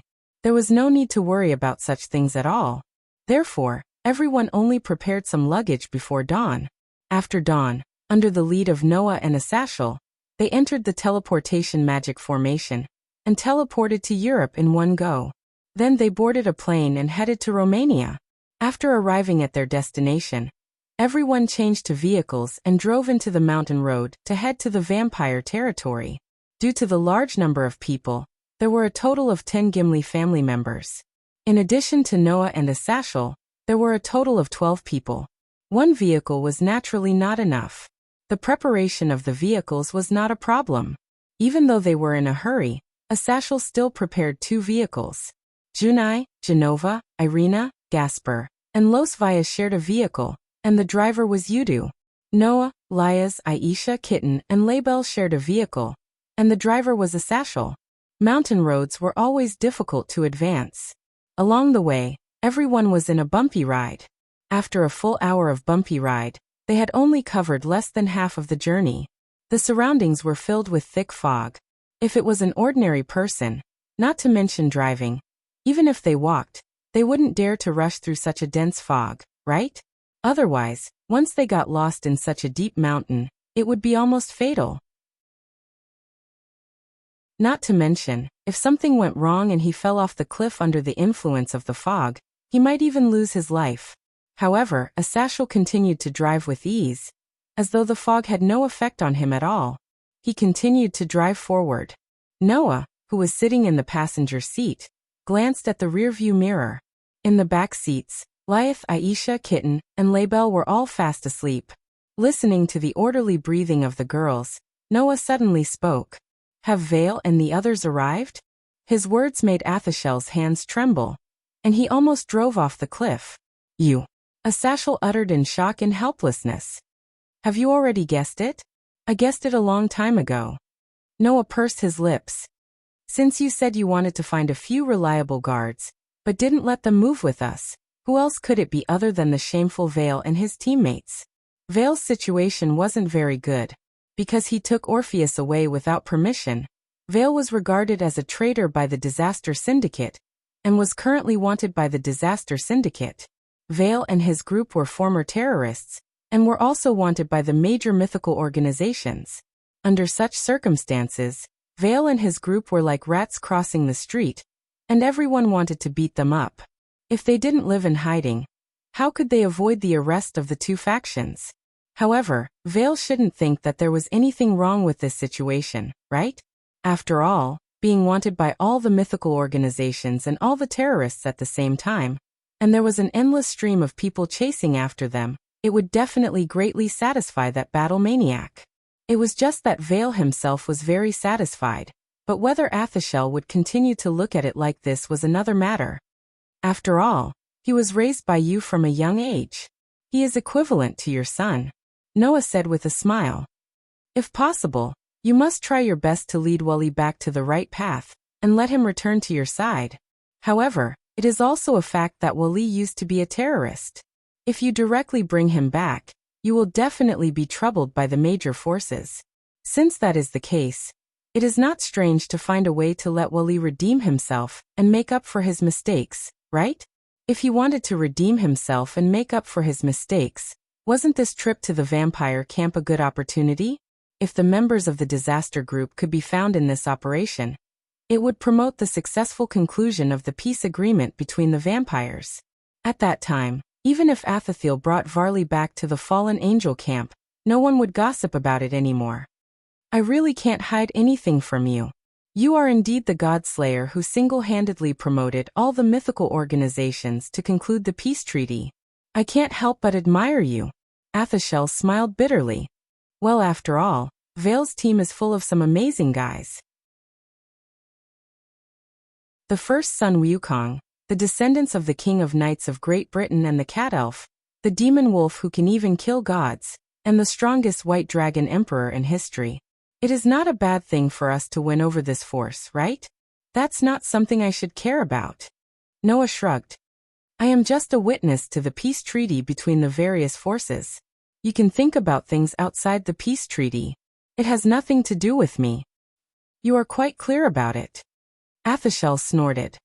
However, Orpheus has always been feared by the major mythical forces, because he doesn't have direct contact with them. If he maintains an aloof status, the deterrence of the major mythical forces will be greater. You can continue like this. Anyway, world peace depends on you, Lord Godslayer. World peace. Noah smiled without denying it, then asked directly. So where are Vale and the others now? They are probably in the territory of the vampires and have sneaked in. Before they are clean, those guys can't enter the territory openly, Athashel said. By the way, yesterday, Vale was also attacked by an evil dragon. Attacked by an evil dragon? Noah raised his eyebrows. Is it Glendale again? No, the evil dragon Vale encountered was not Glendale. Athashel's expression became a little solemn. Vale encountered Az-Dahaka, the three-headed demonic dragon of the sect of fire. Noah's pair of dark and deep eyes flickered slightly. Athashel did not notice Noah's reaction, and continued to drive while saying so. The dark dragon of New Moon, Klonkawa, the forbidden dragon of Manipul, Az-Dahaka, and the dark dragon of origin, Apophis. These three evil dragons are of the highest level even among all the evil dragons. They are second only to the red dragon emperor, and the white dragon emperor of the two heavenly dragons. If the disaster squad really intends to use the power of the evil dragons, they will definitely target these three evil dragons. Therefore, we have to be mentally prepared in advance to face these three terrifying evil dragons. Compared to Glendale, Arizona Dahaka was undoubtedly much stronger. If the disaster squad used the power of the Holy Grail to revive all the evil dragons that were as famous as Az Dahaka, it would be a huge threat even to the major forces.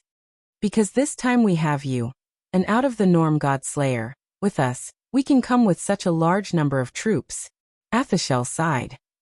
Otherwise, in the face of enemies like the three-headed evil dragons, the rest of the evil dragons, the disaster squad, and the vampires Taipshi faction, it would not be strange even if the major forces sent out their gods to form a crusade team. Noah fell into silence. Az Dahaka, the three-headed demonic dragon of the sect of fire, the highest level of evil dragon. Thinking of this, Noah suddenly laughed. Then let me see what kind of ability the three-headed demonic dragon that has not transcended its own myth and become the final trial of mankind is capable of.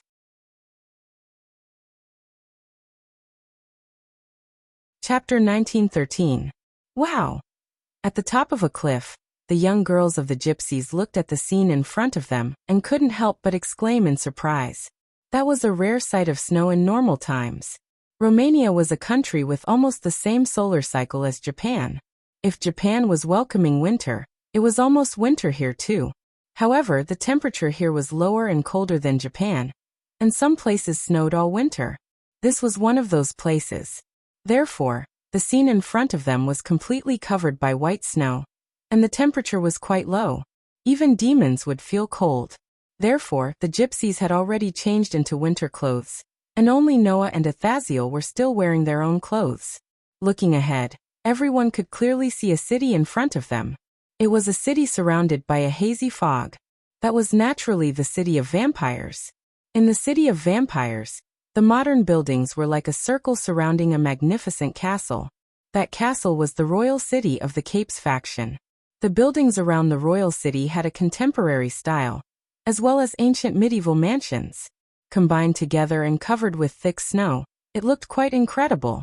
However, regardless of whether they were modern mansions or ancient mansions, the buildings here all shared a common characteristic. That was, no matter which building it was, there were very few windows or even none at all. For vampires who lived in the dark, the purpose of windows was probably just for ventilation, and not for sunlight to shine in. After all, sunlight was the weakness of vampires. Because of this, at this time of the day, almost all vampires who were night residents were sleeping at home, and very few people were walking around in the city. Even if there were people walking around, those people would wear thick clothes in order to not expose their skin. Of course, even if they didn't do this, there would still be people who moved around during the day, right? Noah heard that vampires were divided into daywalkers and nightwalkers. As the name implied, the former were vampires who could move around in the sun, but they were relatively rare. The latter were absolute residents of the dark, completely unable to move around in the sun, and made up the majority of vampires. Gaspar inherited the bloodline of a daywalker, and with his human part, Gaspar could move around in the sun as usual. Other than that, the night walkers were also active during the day, because in the vampire city, it was always shrouded in a very thick fog during the day. It was a fog created by a vampire's ability. Controlling fog was one of the abilities of vampires. If it was a high-ranking vampire, it wouldn't be strange for him to create a fog that covered an entire city. The fog was both a barrier and a means to detect the enemy. It could also block the sunlight, allowing the vampires to gain a certain degree of mobility during the day. By the way, the Camilla faction was located not too far away from here. Therefore, the arrival of Noah and his party should not only have been reported to the Keipeshi faction, but also to the Camilla faction. Our first destination is the royal city of the Sepishi faction, Athathiel said to everyone. There, we need to talk to King Seps first, and then decide what to do next. The arrival of Noah and his party must have attracted the attention of the Keipeshi faction and the Camilla faction. Next, the Keipeshi faction should send someone here to contact Noah and his party. The Camilla faction, whose negotiations had failed, should also make corresponding countermeasures. It was even possible that they would send someone to prevent Noah and his party from contacting the Keipeshi faction. In other words, a battle could happen at any time. If they didn't enter a state of alert at this time, They would definitely be at a disadvantage if they were ambushed. Under such circumstances, Athathiel had entered a state of mental concentration, and the Jamanli's followers were in a formation. Although it was called a formation, it was actually to let Gasper, who was in charge of support, and Isha, who was in charge of healing, stay in the middle. The rest of the people surrounded the two of them, ready to deal with the enemy at any time. Only Noah left the main group and went forward boldly. He came to the edge of the cliff and looked at the city in the distance. At this time, Noah felt that the huge city was shrouded in an undercurrent instead of a fog. There was an indescribable sense of oppression. It's too quiet. Noah couldn't help but whisper. There's an indescribable silence. It's like the dead silence before the storm. This was the feeling that the Kepeshi faction's capital gave Noah, and this feeling gradually became stronger as time passed. The Jamanli's followers began to look at each other. Asashel furrowed his brows tightly as he muttered under his breath. That's not right. It's been so long. Even if the Camilla faction didn't take action, the Kepeshi faction should have taken action. Why hasn't anyone come? This was really a little abnormal. For the extremely xenophobic vampires, if someone broke into their territory, it was impossible not to send someone to check. But until now, neither the Kepeshi faction nor the Camilla faction had come. That was too abnormal. Just as this thought appeared in everyone's mind, Noah's eyes flashed, and he withdrew his gaze from the vampire city. He turned his head and looked in another direction. Seeing Noah's action, the Jamanli's followers were stunned. Only Athathiel immediately turned his head and looked in that direction with Noah. It seems that we have someone else to entertain us. Asashel folded his arms, and 12 black wings suddenly spread out from his back. His gaze was fixed in front of him. Aren't you going to come out and say hello? If the Jamanli's followers still did not react, they would be real fools. At that moment, all the Jamanli's subordinates suddenly turned around and stared ahead, mana fluctuations rising from their bodies. It was only at this moment that a casual voice sounded softly. Was it so easy to be discovered? As expected of the governor of the Godslayers and fallen angels. As these words were spoken, a figure slowly walked out from the forest in front of them. The newcomer had a head of silver hair. It was not Wally. It was Euclid, who Noah had met once yesterday. Sure enough, we meet again in the territory of the vampires. Euclid immediately looked at Noah and spread his hands. I knew you would come sooner or later, but I didn't expect it to be so soon. Noah didn't say anything. He just looked at Euclid. Nobody knew what he was thinking. On the other hand, Lyeth looked at the silver-haired Euclid with a somewhat bewildered expression. That appearance, that silver hair, and that aura, it's really like. Lyeth's whisper clearly reached Euclid's ears. Euclid turned his gaze and looked at Lyeth. Looking at Lyeth's bright red hair, his eyes became extremely cold and indifferent. Same to you, Lyeth Gimli. When I see your red hair, I can't help but think of Sazax, that hateful fake demon king. A fake demon king? She stared straight at Euclid. Are you a demon of the old Demon King's faction? You don't need to know. No, it should be said that you will know sooner or later, Euclid said coldly. Then his gaze turned back to Noah. You are a little late. Just last night, there was a coup in the Saipesh faction. Now the Saipesh king has fled, and a new king has been born. That person is the holder of the Holy Grail. What? Asashel exclaimed. Coup. Gimli's kin were also shocked. Even Noah was slightly startled, and showed a surprised expression. Coup. A coup at this time? Isn't that too much of a coincidence? Could this also be the arrangement of the massive calamity? By the way, the newly crowned king is no stranger to the vampires over there. Euclid glanced at Gasper, the corners of his mouth slowly rising. The new king is called Valerie Saipesh. You haven't forgotten, have you? Valerie? Gasper's eyes widened, full of disbelief. That expression made Euclid smile happily. If you rush over now, you might be able to see a good show. After saying that, Euclid decisively retreated and left the scene. Wait. Gimli's kin instinctively wanted to chase after him. Don't chase. Asashel immediately stopped them and said with a serious expression. Saipesh is more important now. The Jumanli's subordinates glanced at each other and stopped. Asashel then looked at Noah. Noah met Asashel's gaze, nodded, and said concisely, "Let's go." Everyone immediately soared into the sky without hesitation, turning into streaks of light as they flew towards the foggy vampire city, rushing towards the royal city of Opesh at top speed. Flying in the air, the cold wind whistled in their ears. However, Noah could still clearly hear Gasper's low muttering.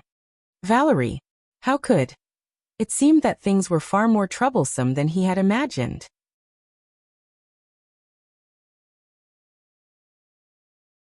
Chapter 1914. Whoosh. The gale continued to howl. It was extremely cold and stung everyone's skin. With Noah and Asashel taking the lead, the gypsies spread their bat-like demonic wings and flew towards the royal city of Seeps as fast as they could. The buildings under them were like a revolving lantern, constantly receding behind them. Undoubtedly, there was a coup in the royal city. Even the new king had been elected, and the Seeps king was still on the run. However, the residents outside the royal city were calm as if nothing had happened. It made one's heart palpitate. Under such circumstances, everyone flew forward as fast as they could, until a certain moment, a strange pressure suddenly surged from the front like an invisible wave, and enveloped Noah's group. Everyone who was flying at high speed revealed shocked expressions one after another. "Stop!" Athashel yelled out. All of a sudden, Asashel and his subordinates came to an abrupt halt in midair, as though someone had slammed on the brakes. Feeling the pressure that pervaded the entire space, Noah also stopped. For the first time, his expression became solemn, because the pressure was extremely strong. It was so strong that it was comparable to any of the three main gods of Greek mythology, Zeus, Hades, and Poseidon that Noah had fought before. Under this pressure, Noah slowly raised his head and looked forward. On the only way to Seeps' royal city, a figure seemed to be waiting for the arrival of Noah and his party. He slowly floated in midair. It was a man. A very inconceivable man. The man was wearing a black coat, and his hair was fluttering in the wind. It was black and gold, as if they were naturally intertwined. The man's eyes also had two colors. His left eye was a very deep black. His right eye was a very bright gold. The aura that fluctuated around him seemed to be able to grasp one's heart tightly and crush it into pieces. It was terrifying and dangerous. Looking at the figure who had appeared out of nowhere and blocked everyone's path, everyone's body tensed up and cold sweat began to drip down their faces, including Asashel. At this moment, everyone clearly understood one thing. That man was definitely not ordinary. It was not a joke. The oppressive aura emanating from that person's body was already stronger than that of a god or demon king. "It's him?" Asashel stared at the man and clenched his fists. Did he really resurrect? Resurrect. Since Asashel said so, the man's identity was almost revealed. "It can't be." Genova's voice became a little hoarse. "Is that man an evil dragon?" "That's right. That man was an evil dragon." At least, Noah's superb senses told him that the aura fluctuating from that man was definitely not an aura that a human could have. It was an evil aura that was deeper, denser, and scarier than Glendale's.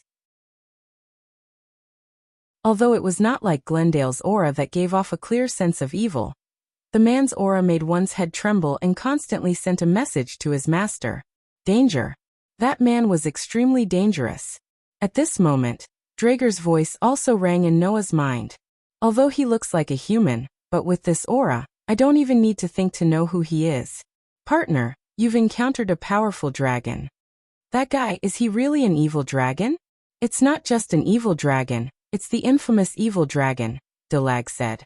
"Even among the evil dragons he is one of the strongest existences, the dark dragon of the new moon Clon Cuvok." Clon Cuvok, the descendant of the Celtic demon god Balor. He had killed the divine king of the Danu gods, Nuada. He was one of the strongest evil dragons alongside Az Dahaka and Apophis. Now he appeared in front of Noah's group in his human form. Who would have thought that they would encounter one of the strongest evil dragons in the legends at this time? Clon Cuvok was one of the strongest among the dragon kings, only below the sky dragon level. The group of underage demons were so nervous that their palms were sweating. This is going to be troublesome, Asashel couldn't help but mutter. Even if it's me, I'm still no match for that guy. Yes, even the governor, whose strength was above the ordinary demon king level, and enjoyed the highest level of power in the fallen angel camp, was no match for Clon Kuvok. Otherwise, Noah wouldn't be so serious. Noah glanced at the Opesh kingdom in front of him, then looked at Clon Kuvok, who was emitting a terrifying aura, and said indifferently, "You guys go first. You guys go first. Leave this to me, teacher." The Jumanli's subordinates were startled and turned to look at Noah. "Let's go," Asashel said decisively. "Noah is the only one among us who can suppress that strongest evil dragon. If we stay, we'll just be a hindrance." With that said, Asashel didn't hesitate at all. He flapped the 12 wings on his back and flew in the direction of the Sepe's royal city. The Jumanli subordinates hesitated. "Let's go." Liaz bit her lip and ordered, "Leave this to teacher." As soon as Liaz gave the order, the Zymonians had nothing else to say. "Teacher, please be careful." With that, the Jumanli subordinates followed behind Athashel and flew in the direction of the KPZ royal city. Clon Kuvok didn't even move when he saw Athashel and the Jumanli's kin flying towards Kaipesh. His gaze landed directly on Noah's body. Noah, who was prepared to launch a thunderous attack when Clon Kuvok attacked Liaz and the others, raised an eyebrow. He met Clon Kuvok's gaze and seemed to understand something. "I see." Noah understood instantly. "So he's coming for me from the beginning?" Although he's different from that lunatic Glendale, Clon Kuvok is very interested in powerful dragons, Drake said. "He probably knows that you're the current Crimson Dragon Emperor, so he's interested in you. You have to be careful. That guy isn't something Glendale can compare to. An evil dragon that was second only to a sky dragon. As one of the 2 sky dragons, Drake knew very well the difference between Clon Kuvok and Glendale. That was why even though he knew about Noah's abilities, Drake couldn't help but remind him. Bam! However, before D-Leg could finish his sentence, a deep sonic boom suddenly resounded. The figure in front of him suddenly shot in front of Noah like a cannonball. He clenched his hand, which turned into a ferocious dragon claw. With a sharp sound, he cut through the air and viciously clawed at Noah's chest. That attack came suddenly and fiercely, and there was no room for error. Once hit, even if he didn't die, he would definitely be severely injured. If Noah didn't have superb senses, he probably wouldn't have been able to react in time, right? That was why Noah's eyes suddenly focused, and the majestic energy circulating in his body instantly turned into divine power. Wang. In the next instant, a dazzling golden aura fluctuated around Noah's body. It condensed and quickly turned into a solid shield of light. Pshhh. The sharp and ferocious dragon claw didn't stop at all. It directly landed on the shield of light, and actually pierced through it. Immediately after, the sharp dragon claw was like a deadly scythe. It didn't lose its momentum and went straight for Noah's chest. Seeing that, Noah's eyes became more and more focused, but he didn't dodge. Instead, his entire body surged with even more violent divine power, replenishing the penetrated shield of light. The shield of light that was cleanly penetrated was replenished by the vast divine power. It was as if it was frozen, and the sharp and ferocious dragon claw was firmly locked in place. The ferocious dragon claw that swept towards Noah's chest suddenly stopped. In the next second, Noah spat out a word. Explode. The condensed shield of light flashed with intense light.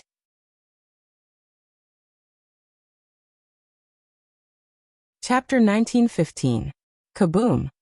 In the foggy sky, a thunderous roar suddenly resounded, shaking the extremely dense fog in the surroundings to the point that it suddenly stagnated. It was as if it was swept up by a gale, stirring up the fog. The violent impact was accompanied by a burst of dazzling light in the air. It was as if a meteorite had suddenly exploded there, stirring up an extremely powerful shock wave and dazzling light that surged to the surroundings like a tide. Immediately after, 2 figures were blasted out from the explosion, causing friction with the air. Under the sharp sound of breaking through the air, as if riding on the powerful shock wave, they slid hundreds of meters away before finally coming to a stop. Noah raised his eyes and looked ahead. Coincidentally, Clon Kuvok also looked over, and a hint of emotion finally appeared in its heterochromatic eyes. After an unknown amount of time, the powerful shockwave and blinding light that swept across the sky gradually dissipated. Noah and Klon Kuwak stood some distance apart, looking at each other as if they were both getting to know each other again. They fell into silence. After a while, Klon Kuwak spoke. "You are very strong." As soon as he spoke, the legendary mystic dragon, who enjoyed the title of the strongest evil dragon, acknowledged Noah's strength. That extremely sincere tone caused Noah to be involuntarily stunned, and a strange feeling arose in his heart. Evil dragons were extremely dangerous and uncontrollable existences. This was something that Drake had mentioned to Noah in the beginning. Therefore, almost all of the legendary evil dragons had been exterminated, and only left behind in history. Because of this, Noah thought that the evil dragons were like Glendale. Even if they weren't as crazy, there must be something wrong with them. However, Klon Kuwak gave Noah a feeling similar to Orpheus. It wasn't that Klon Kuwak was as innocent as Orpheus, but that it was in his heart. This strongest evil dragon seemed to be like Orpheus, very pure, and not as crazy and dangerous as Noah had imagined. The more powerful the dragon, the purer it is? Recalling what Drake had told him in the past, Noah felt that this theory could be applied to the evil dragons as well. However, no matter how pure the cloned Koa was, this evil dragon was still very dangerous. There was no doubt about that. Disregarding everything else, the power displayed by the other party just now was enough to put Noah in danger several times. The title of the strongest evil dragon below the heavenly dragon was not just for show.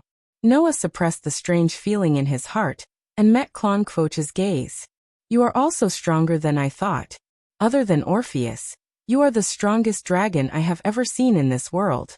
As expected of the evil dragon who once killed the divine king of the Danu gods. However, if you want to stop me, you should at least show your true form, right?" Although he was facing Noah as a human, Klon Kuwak was undoubtedly a dragon. Just now, when Klon Kuwak attacked Noah, didn't he transform his arm into a ferocious dragon claw? This proved that Klon Kuwak's current form was only a disguise, and his true form was still that of a dragon. And of course, only by transforming into a true dragon would Klon Kuwak's full strength be displayed. In the short exchange just now, Klon Kuwak did not use his full strength at all. Klon Kuwak seemed to have seen through Noah's thoughts and shook his head lightly. Indeed, the power that the dragon form and the human form can display is different, but in terms of strength, the difference isn't that big. After all, although the dragon form can display more power, the human form is more flexible in all aspects and has its own advantages. Changing one's form according to the situation will also be very advantageous in battle. And I think that, to deal with you, it's not enough to just rely on brute force. So in the attack just now, I used my human form and also transformed into a dragon's hand. It can be considered as a half-dragon, which should be the best form to deal with you. As he said that, Klon Kuwak stared at Noah with a burning gaze. Also, you didn't use the power of a dragon, did you? I know that you are the current Crimson Dragon Emperor. From Klon Kuwak's eyes and words, Noah could feel the other party's attachment to the word dragon. Just like what Drake said, Klon Kuwak must have an unusual view and thought about dragons. Understanding this, Noah, who was preparing to use another cosmology, glanced at Klon Kuwak with a meaningful look. Then he dismissed the idea of using another cosmology. Now was the time to race against time. The coup d'état in Seep's kingdom was still ongoing. With that in mind, the best course of action was to use another cosmology and take down the strongest evil dragon. However, with Klon Kuwak's attachment to dragons, if Noah couldn't satisfy him, perhaps this evil dragon would be like Glendale and pester Noah until he died. In that case, in terms of time, it would be more likely that he would be pestered even longer after using another cosmology.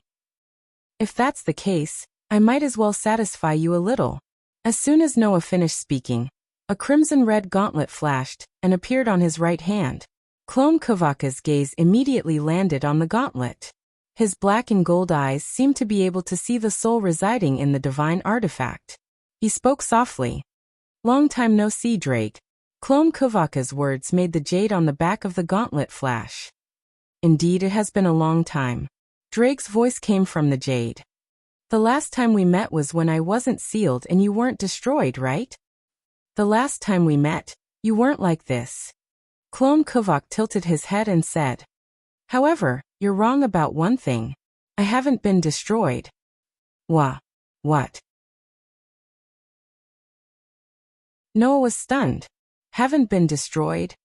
Drake was even more shocked. You haven't been destroyed? That's right. Clone Kuvok nodded. Let's not talk about the other evil dragons, but I haven't been destroyed. After all, compared to the other evil dragons, I'm considered honest, so no one targeted me. In other words, you've been alive since ancient times until now. Drake seemed to be in disbelief. Then what have you been doing all this time? Nothing much. Clone Kuvok said. I've been observing dragons all over the world and persisted in training. Such a pure and honest answer. Not to mention Drake, even Noah was speechless. Observing dragons all over the world all this time? With Clone Kuvok's persistence towards dragons, that was indeed possible. But persisting in training all this time? Since before Drake was sealed, Clone Kuvok had persisted in training all this time? In that case, what level had the evil dragon, who had been known as the strongest evil dragon after the heavenly dragon, reached? As if he saw through Noah and Drake's thoughts, Clone Kuvok suddenly smiled, and his entire body surged with a terrifying aura. That aura was far more powerful than what they felt before. That was what Clone Kuvok had said. Now even if it's the old Drake, I don't think I'll lose. His words caused Noah's eyes to narrow slowly. I've miscalculated, partner. Drake's voice became serious. Clone Kuvok has probably surpassed himself and reached the level of Arubian and I. What did this mean? That evil dragon has most likely reached the level of a sky dragon. Even if it's compared to the top 10 in the world, it wouldn't lose out. This was Clone Kuvok's true strength. At this moment, a burst of laughter rang out in the air. An evil dragon that has reached the level of a sky dragon? I'm interested in you. Following this sentence, a white meteor shot out from the other side of the sky.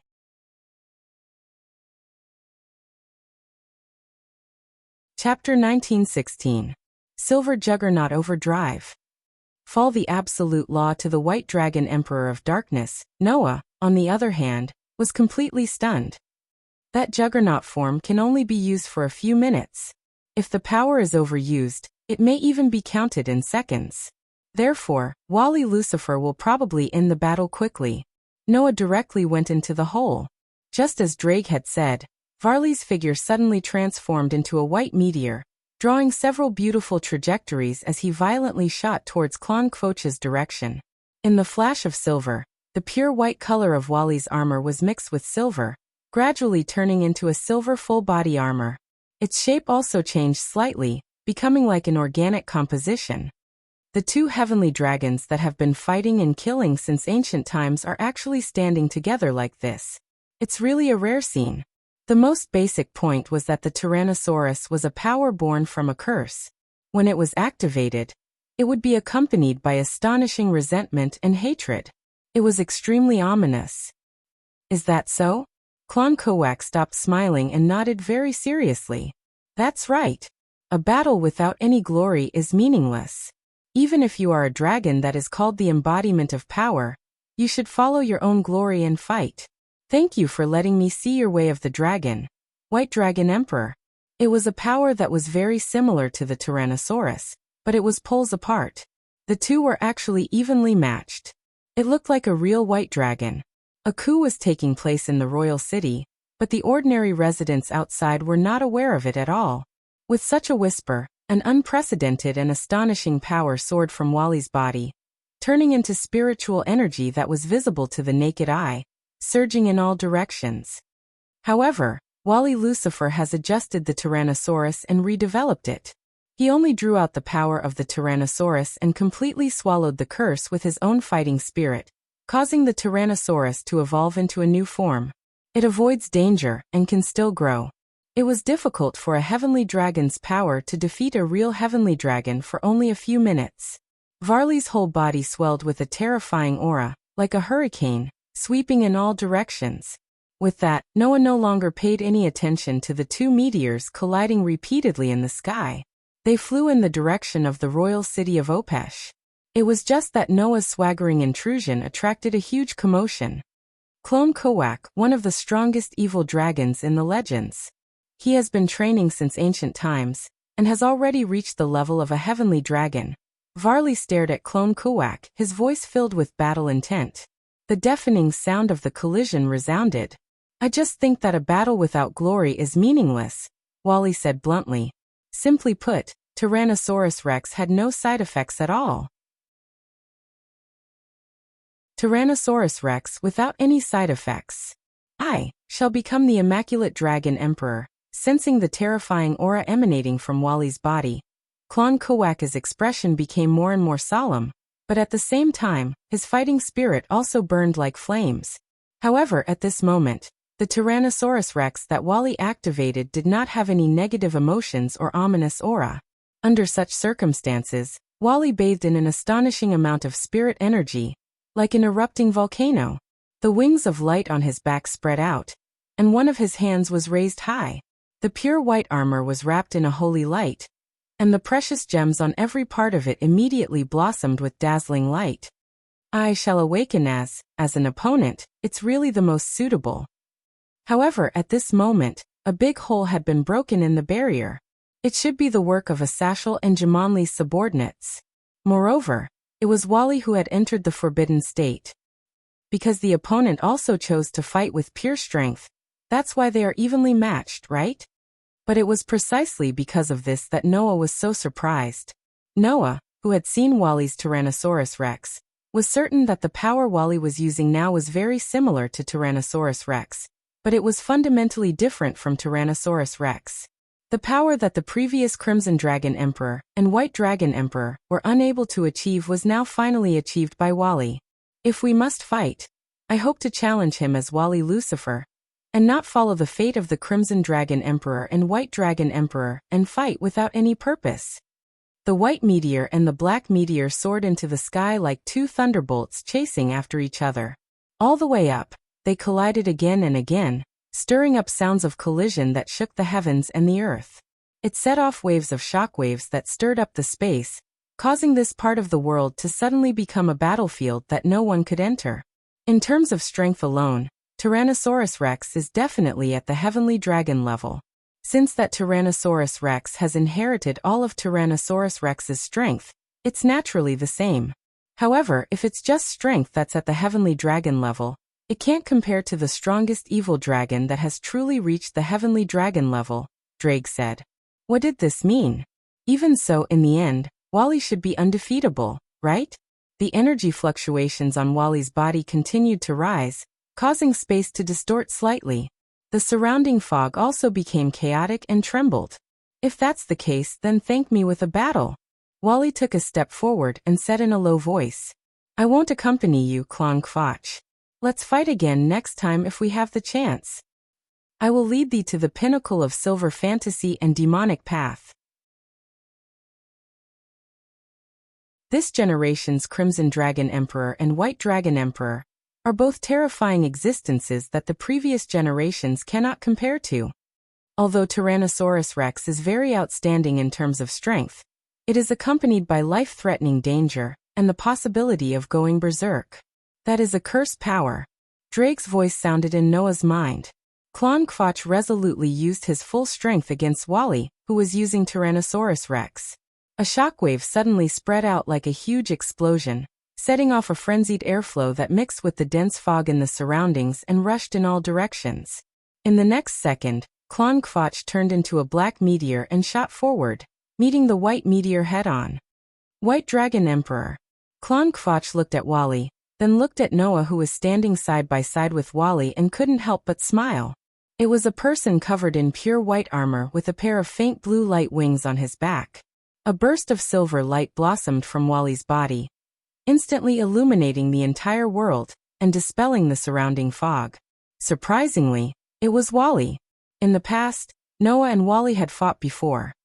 "Noah Dole, look carefully, this is the power I developed to defeat you." Noah's eyes also flickered slightly and his gaze fell on Wally. The reason was that Capati's entire royal city was enveloped by a huge barrier, Silver Tyrannosaurus Rex. In that battle, Wally used Tyrannosaurus Rex and displayed a power that was not inferior to gods and demon kings. However, although the danger is avoided, the consumption is unavoidable, right? Drake said. Dong. However, since Wally blocked the opponent, I'm happy to do so. Noah smiled. Immediately, Wally began to chant. Klon Kvotch immediately roared to the sky, and his body suddenly expanded, bursting the coat on his body. In the blink of an eye, he turned into a pitch-black dragon, shaking with a terrifying aura. In the sharp sound of breaking through the air, the white meteor streaked across the sky, carrying a whistling force. Under Klon Kvotch's gaze, it swept past Noah's side. At this moment, Klon Kvotch's gaze suddenly froze. Only then did the white meteor stop, revealing its full appearance under the light. It's not just you, partner.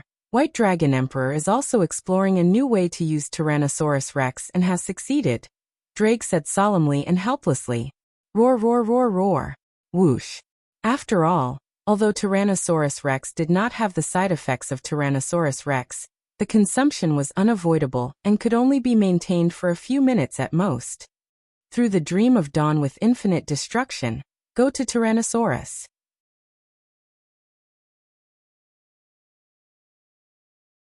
Chapter 1917. Oha. When Noah landed on the open space in front of the main city, a large group of fully armed soldiers rushed out of the buildings in all directions and surrounded Noah. Noah, who had superb sensing ability, had long noticed that there was a very strong vampiric aura in the surrounding buildings, and there were quite a lot of them.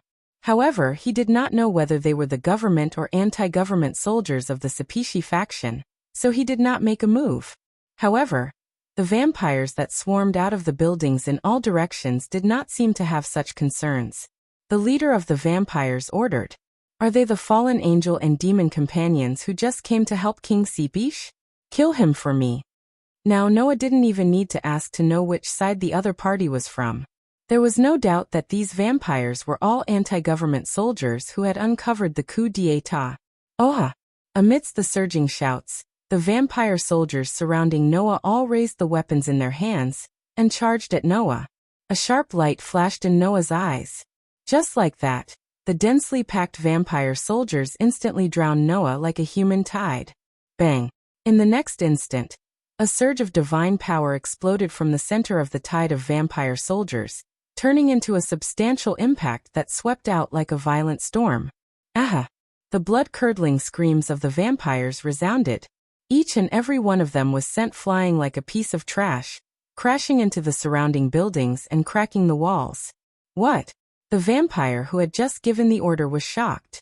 In just a short moment, an entire army of vampires was annihilated? How was this possible?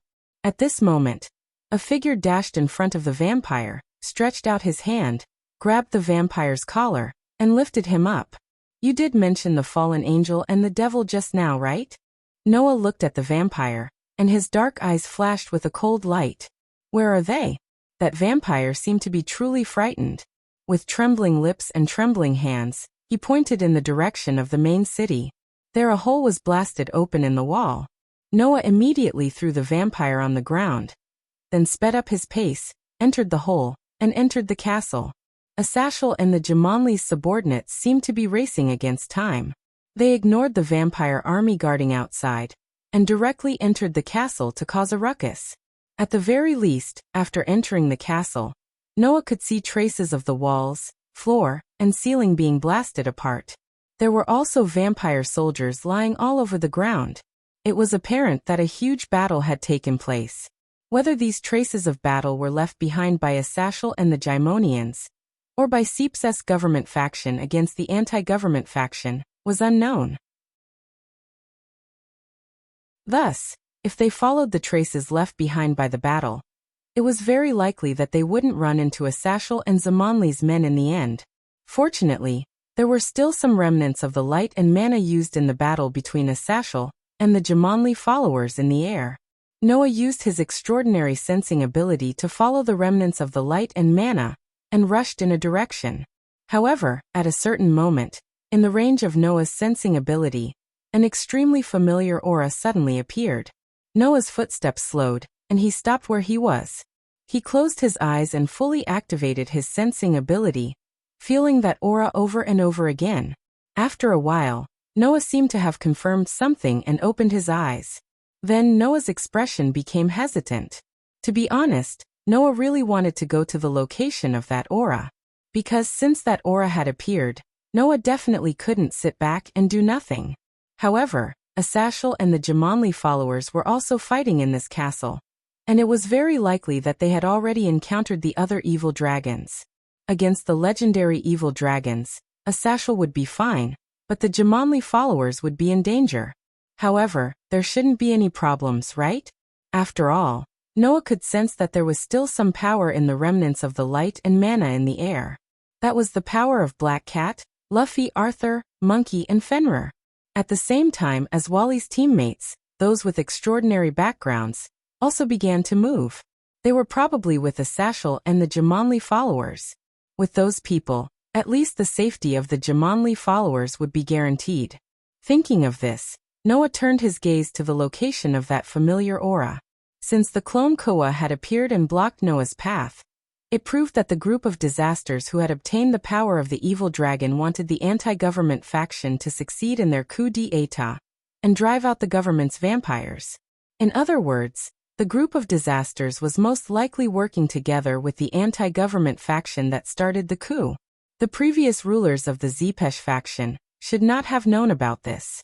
The evidence was that the holder of the Holy Grail had become the new king of the Zepesh faction, while the old Zepesh king had begun to flee during the coup. As an indispensable force in reviving the evil dragons, the anti-government faction that supported the holder of the Holy Grail to become the new king of the Zepesh faction was naturally the target of the group of disasters. In other words, the opponents were not only the anti-government faction, but also the evil dragons and members of the group of disasters. And the familiar aura that appeared in the range of Noah's sensing ability was currently an insurmountable trump card of the group of disasters. If Asashel and the Jumanli followers met with Wally's team, even if they were all tied together, only death awaited them. Considering this point, it was better to go over there first. Thus Noah finally made a decision. He lifted his feet and slowly walked towards the location of that aura. Tap, tap, tap, tap. Strong and powerful footsteps were extremely clear in the corridor. Noah looked straight ahead and walked forward without hesitation. As Noah approached, the familiar aura became stronger and stronger, until a certain moment, Noah finally saw it. In front of him, in the middle of a group of vampires that had fallen on the ground, a petite figure stood there. It was a young girl with an extremely cute face wearing a dark-colored dress. The girl's appearance was only 12 or 13 years old, very young and tender. However, the atmosphere around the young girl had a profound feeling, as if it was a tranquil dark night, intoxicating. That feeling, that appearance, to Noah, was simply too familiar. Because for more than a month, the original owner of that face had been living under the same roof as Noah, eating together, sleeping together, and even bathing together. How could they not be familiar with each other? Thus, Noah almost subconsciously called out softly, "Orpheus." Yes, Orpheus. She looked exactly like Orpheus. Even the aura was not the slightest bit different. The only difference was that she tied up her waist-length black hair with a hairband, leaving a single ponytail hairstyle. Of course, that petite girl was not Orpheus. Although her appearance and aura were exactly the same as Orpheus, Noah was sure that she was definitely not Orpheus. The reason was simple. The real Orpheus was left at home by Noah, and as usual, he was accompanied by Aster and Athena. If Orpheus had come here, Noah would have known. In that case, who was the petite girl who looked exactly like Orpheus, and even had the same aura as Orpheus? Noah knew. That petite girl was also Orpheus. To be precise, it should be Orpheus' clone. More than a month ago, the heroes had taken half of Orpheus' power. Chow Chow had said that the disaster squad would use half of the power to create a new Orpheus. The girl in front of him was another Orpheus. Another Orpheus created with half of the power of the infinite dragon god. In the next second, she turned her head and looked at Noah.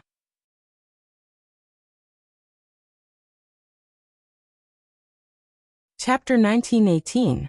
When the petite girl's gaze turned to Noah and met with Noah's eyes, the girl's eyes never moved away again. Her behavior was exactly the same as Orpheus when Noah met him before. In addition, the other party's appearance and aura were exactly the same as Orpheus. All of a sudden, Noah seemed to have let down his guard against the girl and relaxed his shoulders. It was also at this moment that the girl suddenly disappeared from where she stood. When she reappeared, she was already in front of Noah. Noah suddenly came back to his senses, but he did not do anything. Instead, he lowered his head and looked at the girl who suddenly appeared in front of him. Immediately, the girl sniffed her cute little nose and moved closer to Noah. She looked like a small animal looking for food, which was abnormally cute. The girl who moved closer to Noah, or even to Noah, sniffed her cute nose, and her voice sounded like clear water droplets. Smell. Although the voice was very pleasant to the ears, it did not have the slightest trace of emotion. Even in this aspect, it was exactly the same as Orpheus. Smell, the girl muttered to herself while sniffing Noah's scent. It has the same smell as Lilith. Lilith? Is that the name of this Orpheus clone? The same smell as Orpheus clone? Is that referring to the smell of Orpheus? Noah thought so while looking at Lilith, who was constantly moving closer to him with no expression on her delicate and cute face, and he was very sure of it. Sure enough, even if it was a clone created by disaster, the girl in front of him was still Orpheus. The dragon god was as pure and innocent as a lotus flower, without any filth or filth. Understanding this, Noah took a deep breath, squatted down, and maintained the same height as Lilith. Their eyes met again. Your name is Lilith, right? Noah looked straight at the petite girl. My name is Noah. Naya? Lilith tilted her head and repeated. Noah? That's right, Noah. Noah smiled. A family relationship with the other you. Another me? Lilith was stunned for a moment before she stared closely at Noah. The other Lilith? Family? As expected, Lilith knew about Orpheus. However, perhaps because she hadn't been born for a long time, she seemed to be even more ignorant than Orpheus. If Orpheus' mind was at the level of a child, then Lilith's was at the level of a baby. This made Noah even more certain of his thoughts. This child could not continue to stay in the group of disasters and be used by those terrorists. So Noah said to Lilith, Do you want to be with your other self? Lilith was stunned. With my other self, Lilith? Lilith tilted her head and kept muttering. With my other self, Lilith? Yes, with your other self. Noah reached out his hand to Lilith. Be with Orpheus and become my family. Family together. Lilith sucked on a finger and stared at Noah's hand that was extended to her. Family. Together. Looking at Lilith like this, Noah secretly thought that there was a chance. However, an untimely voice suddenly rang out, stirring up a mess. Aya, that won't do. Sister Long is my trump card. I can't lose her here. Accompanied by such a frivolous voice, Lilith, who stared straight at Noah's hand, withdrew her gaze, and her petite body disappeared again, returning to her original position. Noah's face sank fiercely. He slowly stood up, then raised his head and looked ahead. At the end of the corridor, a figure was walking briskly, humming a song like a child who was walking and jumping at the same time. He walked over happily and appeared in front of Noah. Oh, this must be the famous God Slayer, right? The newcomer said in an extremely frivolous tone as he giggled. I didn't expect that even the clone Koa couldn't stop the deicide. Fortunately, I didn't run over myself out of curiosity, otherwise I would be dead. Such frivolous words and tone came from the mouth of a middle-aged man. It was a man in his 40s with a head of very eye-catching silver hair. However, compared to the man's hair color, his outfit was more eye-catching. It was the same outfit as Sazek's. However, Sazek's outfit was real red, while the middle-aged man's was silver. As for his appearance, maybe it was Noah's illusion. Noah felt that the man's appearance seemed to be similar to Varley's. Looking at Noah, who was looking directly at him, the middle-aged man raised his eyebrows. Speaking of which, the deicide still doesn't know who I am, right? In that case, let me introduce myself to the young Godslayer. The middle-aged man pretended to salute in a playful manner. Uncle's name is Lezavim Levi Lucifer. Please enlighten me. Lucifer? Noah's eyes narrowed slightly. Lezavim Levi Lucifer? Noah had heard of this name before. Lezavim Levi Lucifer. It was recorded in the Bible under the name Laren, the son of the real demon king Lucifer and the mother of demons Lilith. In other words, Lezavim was the son of the real demon king Lucifer. Lucifer, one of the old 4 demon kings who had passed away, was the biological father of the man in front of him. What did this mean? It meant that Lezavim was Varley's blood relative who had inherited Lucifer's bloodline. That was why Noah felt that Lezavim was a bit similar to Varley. The middle-aged man in front of him was Varley's grandfather, his biological grandfather. Moreover, Noah had heard of such a rumor. In the past, in the era of the old 4 demon kings, there were 3 who were completely different from the other demons. They had extremely powerful abilities, making people wonder if they were special existences of demons. Surpassers. Simply put, they were the mutants of demons. Sarzax Gimenri and Achuka Astaroth were 2 of them. After the death of the 4 demon kings, the 2 of them obtained the demon king position of Lucifer and Beelzebub respectively with powerful abilities that surpassed demons. They were considered legends in the demon realm.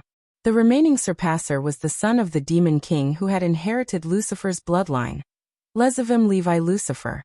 In other words, the man in front of him was also a mutant of demons and had powerful abilities that demons did not have. Varley's grandfather? Noah first glanced at Lilith, who stayed beside Lezavim like a follower, and then looked at him coldly. I see. You're in charge of the group of disasters now, right? I have no choice. I'm related to the Godslayer. Lezavim spread out his hands. The old Demon King faction and the Hero faction are finished, right? The rest of the motley crew needs someone to lead them, right? And Sister Long is like this? She can't be the leader at all, right? So only I, the son of the Demon King, can make everyone love each other? Undoubtedly, he was the son of the former real Demon King, and was equivalent to the Prince of the Demon Realm. However, his words and actions gave people the feeling of a clown acting, which was really disgusting. At least, Noah began to wonder if the son of the Demon King in front of him was a surpasser who was as famous as Sarzax and Achuka. However, there was one thing that was certain. The current leader of the group of disasters was the son of Lucifer in front of him. If he directly killed the son of the Demon King here, then the group of disasters would really collapse, right? Lezavim did not know if he had sensed Noah's thoughts, but he laughed very happily. Son of the Godslayer, your eyes are full of murderous intent. It's so scary. Sister Long, quickly come and protect me. With that, Lezavim opened his arms in the direction of Lilith, intending to hug her. However, at this moment, an unprecedented pressure rose from Noah's body. Immediately, Noah's voice sounded. Who allowed you to touch her with your dirty hands?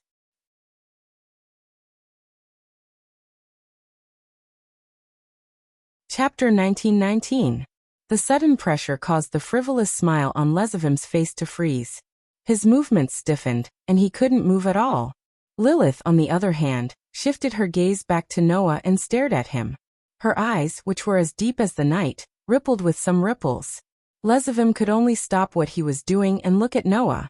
Although his expression wasn't good, his frivolous smile was still there. It seems that our Godslayer really likes Sister Long. By the way, the other Sister Long seems to be on your side. How greedy. I don't deny that I'm greedy, Noah said indifferently. Whether it's Orpheus or Lilith, I'll bring them out of the disaster cluster. Is that so? Lezavim raised his eyebrows and smiled. Oh, why bother? If you want Sister Long, you just have to tell me. It's not like I can't give her to you. But there's a condition, right? Noah glanced at Lezavim with a mocking expression. That condition? Don't tell me it's for me to join the disaster cluster? Well, it seems that our Godslayer doesn't like to stay on my side. Lezavim curled his lips. If that's the case, then I can't give Sister Long to you? You can't give her to me. Noah narrowed his eyes and walked toward Lezavim step by step. Don't tell me that I need your permission for anything I want. What? Don't tell me you want to attack me? Lezavim winked at Zhang Tai. Then I can only call for help. After saying that, Lezivim suddenly snapped his fingers. Clank. Suddenly, a huge teleportation array appeared on the ground behind Lezivim, blooming with dazzling light. The radiance of each magic array was different. However, the auras that rose from within were equally terrifying and powerful. Then, figures of various sizes emerged from within and appeared in this world. Roar, roar, roar. In the next instant, earth-shattering roars resounded from those figures, turning into a sound wave that reverberated in all directions. The mixed roar was like a substantial shock wave that blew away the fallen vampires on the ground and cracked the surrounding walls, ceiling, and ground. It even swept toward Noah's direction, making his robes flutter. Noah's eyes flickered uncontrollably at the sight of the gigantic and normal-sized figures. Then, let me give you a grand introduction.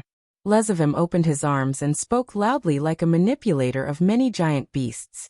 The one on our left is our Lord Glendale, who once fought the God Slayer himself. Ha ha ha ha. Glendale's eyes as he stared at Noah. Human, we meet again. This time, let us have the most tragic battle. It was none other than Glendale, who was once beaten to a pulp by Noah. Next to our Lord Glendale is the guardian of the Golden Apple, who was defeated by the great hero Hercules in Greek mythology. Lezivim pointed to an evil dragon next to Glendale. The evil dragon born by the king of monsters, Typhon Laden. An evil dragon made of wood with multiple heads, which perfectly fit the image of a wood dragon, suddenly looked at Noah with great interest. Is that the legendary God Slayer? I wonder if he can break my barrier and defense? Next to our Laden is the legendary black dragon that lives in Northern Europe. Even if he's killed, he'll be resurrected in the end. He might even survive the twilight of the gods, and he dares to gnaw on the world tree. Lezivim introduced with great interest. The evil dragon that's full of greed and will devour everything in sight, Nidhogg. An evil dragon with black scales and an earthen yellow abdomen that was more than 20 meters long and had 4 limbs and dragon wings also looked at Noah. Disgusting saliva flowed out of the corner of his mouth. Although he's just a human, he looks quite tasty. Next is the most powerful evil dragon. Everyone is afraid of him. Even the gods are afraid of him, Lord Dragon. Lezivim's voice was getting louder and louder. In Egyptian mythology, he's the embodiment of chaos and destruction that tried to engulf the entire world in darkness. Apophis. In front of the 3 gigantic evil dragons, Glendale, Radon, and Nidhogg, a handsome young man with brown skin and priest-like attire lifted his eyes and looked at Noah. The corners of his mouth slowly curled into a smile. I've always wanted to see the legendary God Slayer. Today my wish is finally fulfilled. Next, there's no need for me to introduce you. The evil dragon lord, who has already met our God Slayer once, has also made his grand entrance. Lezivim shouted as if he was shocked by himself, but in fact he was very happy. That's the God Slayer from Celtic mythology. He wasn't resurrected by the Holy Grail. He's the dark dragon that's still alive, Clon Kvotch. Yes. Next to Apophis, Clon Kovac appeared. His coat was gone, and his upper body was bare. His eyes, one gold and one black, turned to Noah, and a smile appeared on his face. I've fought the White Dragon Emperor, but he's still no match for me. That's why I've come to find you. Just as Noah expected.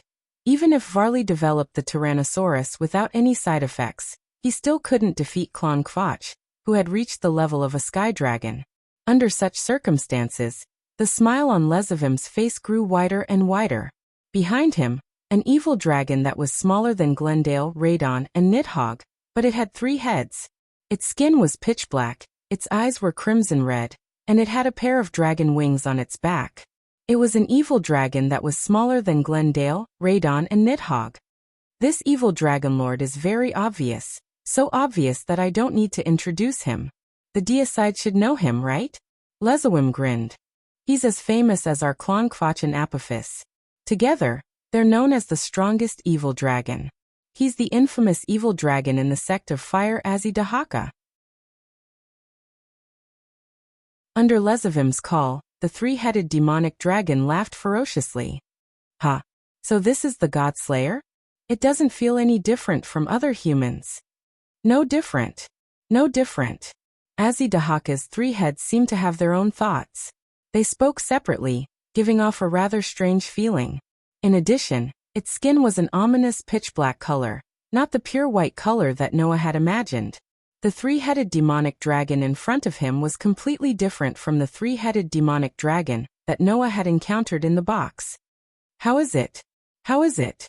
Lezavim smiled cheerfully as if he was anticipating Noah's shock and fear. Uncle, my lineup of helpers is luxurious enough, right? Great Evil Dragon Lord's Great Discount. Dark Dragon of the New Moon Klon Kvotch. Forbidden Dragon of the Mana Source Azidahaka. The Primordial Dark Nether Dragon Apophis. The Tyrannosaurus of Great Sin, Grendel. Guardian Dragon of the Treasure Tree Laden. Dead Dragon of the Law Nidhogg. Almost all of the legendary evil dragons of various mythological systems were present. This frighteningly powerful lineup surrounded Lezawim, and their gazes were all focused on Noah. Waves of terrifying auras rose from the evil dragons one after another, and as if gravity had materialized, they fiercely suppressed the entire space.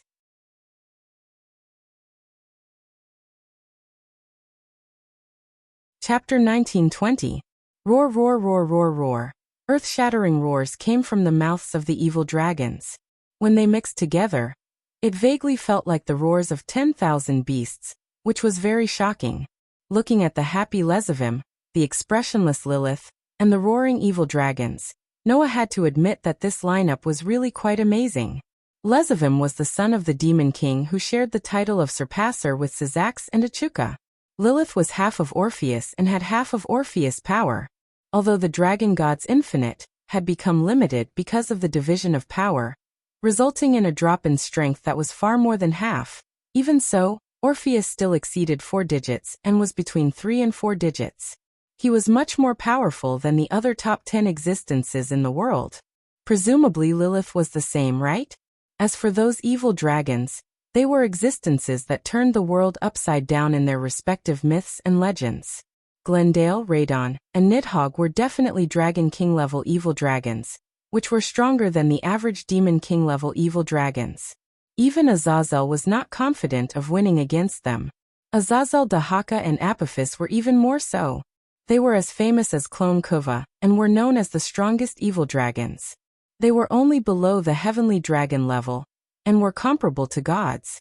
As for Clone Kuva, he had surpassed himself and reached the heavenly dragon level through continuous training. Even Wally, who had developed the Tyrannosaurus Rex, was defeated in a head-on confrontation. With such a lineup, not to mention dealing with one person, it was definitely enough to deal with a mythical force. It was believed that even a top 10 powerhouse in the world would not be able to survive against such a lineup. Although Noah was ranked second among the top 10 powerhouses in the world, with his current strength, he could not face such a terrifying lineup alone. Without the use of another cosmology, the star map of creation, another cosmology. Therefore, looking at the shocking lineup, Noah suddenly laughed. Good. Very good. Noah's voice echoed very clearly in the surroundings. Since all of you are here, that's great. As soon as he finished speaking, clang! A burst of bright starlight burst out from Noah's body. As long as I get rid of all of you, I'll be done once and for all. As Noah's voice rang out, and the resplendent starlight surged, waves of berserk power gushed into Noah's body like streams of turbulence. Buzz. Suddenly, the aura on Noah's body gradually swelled. With a shocking momentum, it soared crazily. In the blink of an eye, it was above everyone else. All of the evil dragons present abruptly stopped breathing, and their roars came to an abrupt halt. Even the expressionless Lilith couldn't help but widen her eyes slightly, and her petite body subconsciously tensed up. On the other hand, Lezavim stared closely at Noah, who was bursting with a terrifying aura like a demon god. The smile on his face gradually disappeared, and a frightening look flashed across his eyes. So that's how it is. So this is the almost invincible another cosmology that can imitate any object other than humans and absorb the opponent's power for its own use. Although it's a bit strange for me to say it, it's indeed a foul power. It's so foul that it makes people want to curse their mothers. Lezavim laughed again. However, I'm not unprepared. After saying that, Lezawim raised his hand. On that hand, a cup with a golden luster floated in midair, emitting an unusually dense holy aura. That's... Noah was stunned, and then his face sank. That's the Sephora's cup? That's right. Lezavim laughed frivolously. Uncle, I took this holy cup out of the original owner's body. How about it? Are you surprised? More than a month ago, after Noah revealed his true trump card, his another cosmology was no longer a secret. In that case, it was impossible for Lezavim not to prepare a countermeasure. With the holy cup, even if the evil dragon lords are killed, I can continue to revive them. If you keep killing, I'll keep reviving. In that case, even if we can't win, we won't lose, right? Lezavim said with a smile. At that time, the God-Slayer and the evil dragon lords will be able to fight until the end of the world. They will destroy this castle, this city, and even this vampire kingdom. How many vampires will be sacrificed at that time? 10? 100? 1,000? Or all of them will die? Lezavim clapped his hands and cheered. Just thinking about it makes one's blood boil. The bright starlight and violent aura that rose from Noah's body suddenly froze. Is this your goal?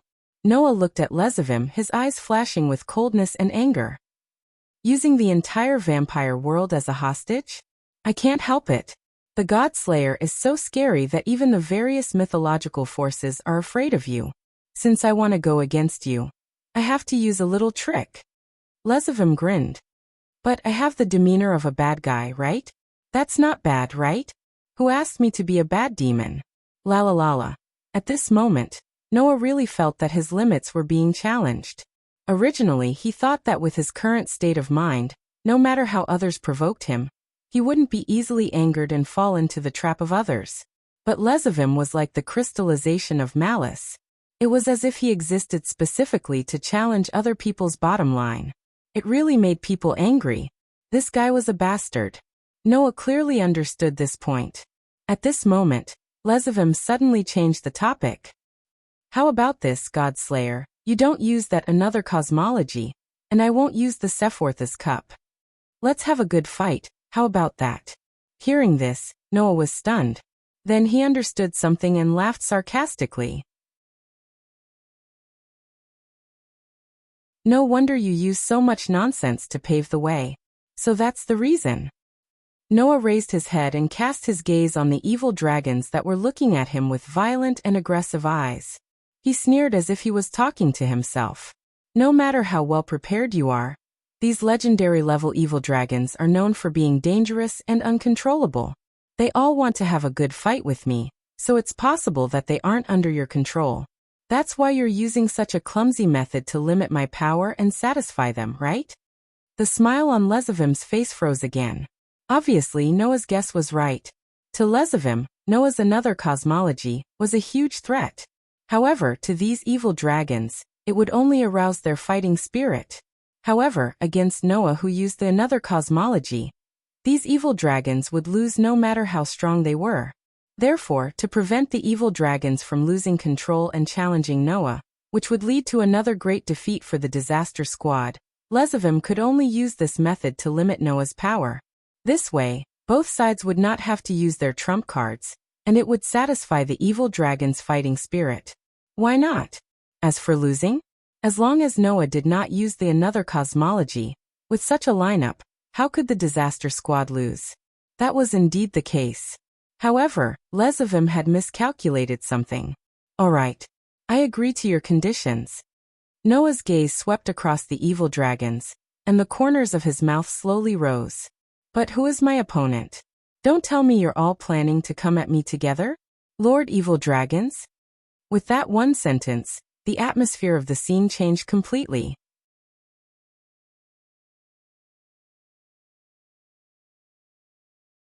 Chapter 1921. If he wanted to go against Noah, he had to at least find a way to deal with his another cosmology. Although this idea was simple, it was the most correct one. If he did not find a way to deal with Noah's another cosmology, then other than humans, no matter how many other beings came, they would not be able to win against Noah. However, how could the so-called another cosmology be so easy to deal with?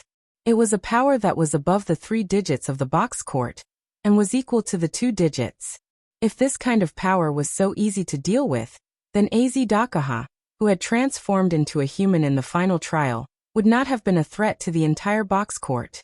Even the War God Council had to collectively descend from the heavens to become a human, and drop their own spiritual level to put a seal on his shoulders and head.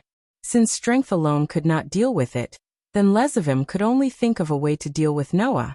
The only way to make Noah hesitate and not use the another cosmology was to make it so that Noah wouldn't attack Noah for fear of breaking the vases. In view of this, Lezavim used the Holy Grail as a condition, and the entire vampire kingdom as a hostage to force Noah to give up on using the another cosmology. Unfortunately, although Lezavim was thinking of ways to deal with Noah, he forgot that there were many uncertainties in his own camp. The uncontrollable evil dragons were one thing, but their self-esteem was another.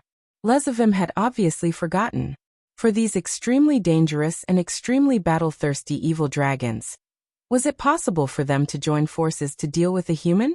The answer was naturally no. Are you kidding me? Glendale was the first to speak. How can we attack together? I'll go alone. I personally agree that we can't attack together, Radon retorted in a flat tone. But you've already fought with the God Slayer, so it should be me next. Who would give it to you? Nidhogg was drooling as he roared crazily. That's my food, no one is allowed to take it from me. That should have been my line. Azidahaka exclaimed. That's my prey. I'll tear anyone who dares to snatch it from me. Tear him apart. Tear him apart. The other 2 heads of Azidahaka also shouted. Their words sounded like a child's nonsense, but it gave off an extremely dangerous feeling, as if he could really do it.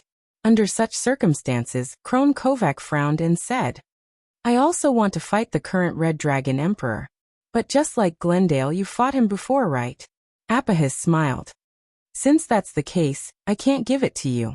Hearing this, Clon Kuvaka's frown deepened. I still have a debt to settle with that human. Glendale looked at the surrounding evil dragons, and a dangerous glint appeared in his eyes. Are you trying to stop me? What? Do you want to fight? Layden laughed in a low voice. Have you thought it through? You who are good at attacking and I, who are good at defending, have very poor compatibility, right? You can't beat me, can you? I'm best at eating. Nidhogg raised his head and bared his teeth as he spoke. Whoever dares to snatch food from me, be prepared to be eaten by me first. So you're saying that the evil dragons have to fight to determine the winner? Azidahaka pursed his lips. That's not bad, although you're not my match. We're not your match. We're not your match. Azidahaka's other 2 heads were simply adding insult to injury, and it angered Glendale, Layden, and Nidhogg. However, it had to be said that Azidahaka's words were correct. In terms of strength, as one of the strongest evil dragons, Azidahaka was only below the Sky Dragon. He was far stronger than Glendale, Layden, and Nidhogg. Clon Kovac and Apophis, on the other hand, laughed. If the winner can fight the Red Dragon Emperor, then I don't mind. I can also play along and leave the Godslayer for last. It's not bad to deal with the competition around me first. As expected, although they looked very rational, Crone Kovac and Apophis were both evil dragons and were very dangerous. Alright. Glendale was so angry that he laughed. If that's the case, then let's fight first. The winner can fight that human.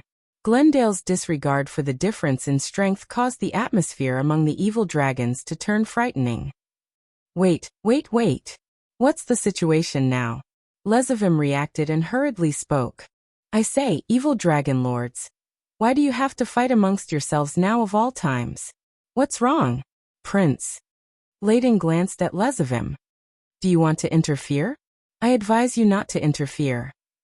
Nidhogg stuck out his tongue and licked the corner of his mouth. I haven't tasted the Demon King's son, so don't force me to eat you. Such an arrogant statement made Lezawim's expression turn ugly, but he still smiled apologetically. Since one of you is fighting, all of you are fighting. Why don't you all come at me together? Why don't you all fight first? Hearing Lezwium's words, the surrounding air turned chilly. The evil dragons immediately looked at Lezavim with pity in their eyes. As expected, you're just the Demon King's son in the end? Apahis said calmly. You don't even know the most basic honor and self-respect. No wonder the demon realm is now ruled by the two surpassers, Sarzax Gimli and Achuka Astalot, and not you, the demon prince of planet Chiming. The evil dragon's pitiful gazes and Apahis's disdain made Lezavim's expression contort. Who cares so much about you? Lezavim roared furiously and raised the Holy Grail floating above his palm. Your lives are now in my hands. You were all revived by the Holy Grail. If I stop the Holy Grail, you will all die. Do you want to die? All of the evil dragons fell silent upon hearing this. As Dahaka clicked his tongue, as if he had completely lost interest. I thought I could have a good fight with the God-Slayer, but it turned out like this. Boring. Forget it. Go and play by yourselves. I won't keep you company. I won't keep you company. I won't keep you company. After saying that, as Dahaka activated a teleportation formation below him, and left without hesitation, Lezavim was dumbfounded. He left. He left just like that? What was this? While Lezavim was still in a daze, Apahis spoke in an equally cold tone. I won't keep you company either. You can fight among yourselves. A similar teleportation array appeared beneath Apahis, and he disappeared without a trace. Wait. Lezavim's eyes widened. Then Klon Kovac also turned around. I won't be restrained by the Holy Grail. I'm only moving with you to fight against the strong.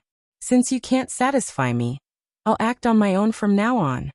After saying that, Klon Kovacs disappeared. One of the strongest evil dragons had left Lezavim's camp. As for the remaining 3 evil dragons, they were even more direct. Didn't you want to fight with him? I'll let you have him. Glendale. I hope you can win, Your Highness. Radon. You made me lose my appetite. Fortunately, there's still half of that giant monster left. It's just enough to fill my stomach. Nidhogg. After saying that, Glendale, Radon, and Nidhogg disappeared in a flash of light from the teleportation formation. You bastards. Lezawim finally came back to his senses and cursed out loud in rage. Who gave you permission to leave? All of you, return. Before he could finish his sentence, a flash of light pierced through the space and swept past Lezavim's body. Splat. Along with a tearing sound, an arm was thrown into the air with crimson blood spurting out. The smell of blood filled the air. You're tuning in to the Li Mei's Sword of Destiny YouTube channel. We're so grateful for your support, and don't forget to subscribe to join us on this incredible journey through captivating stories. Your generosity through donations truly makes a world of difference, as it's the primary source of revenue that allows me to expand and enhance this channel for you. Thank you from the bottom of my heart for being a part of this adventure.